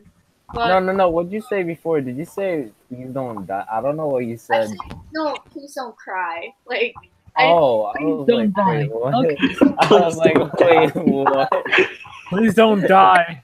Yeah, I thought she was about to say goodbye and please don't die. I was like, wait, what? so much. I really hope I can talk to you all again soon. I love you all, and yeah, I don't know what else to say, guys. In this stream, in the chat, everybody else, my subscribers, thank you all so much. I love you again, and yeah, I have nothing else to say, but here's to the future, y'all. This is Fluke Girl 246 signing. 246? 246. 246. What Girl 246. Oh shit! Staring at Oh, woman. you're drunk. I haven't even had a. Oh That's what 1 a.m. does to you. no! This is. Oh my god! This is Fluke Girl 2406. I just spilled my coffee on my desk. Oh my goodness! It's every time something happens. Okay, no. This is for this Fluke Girl 2406 signing now. Dude, we're so Bye.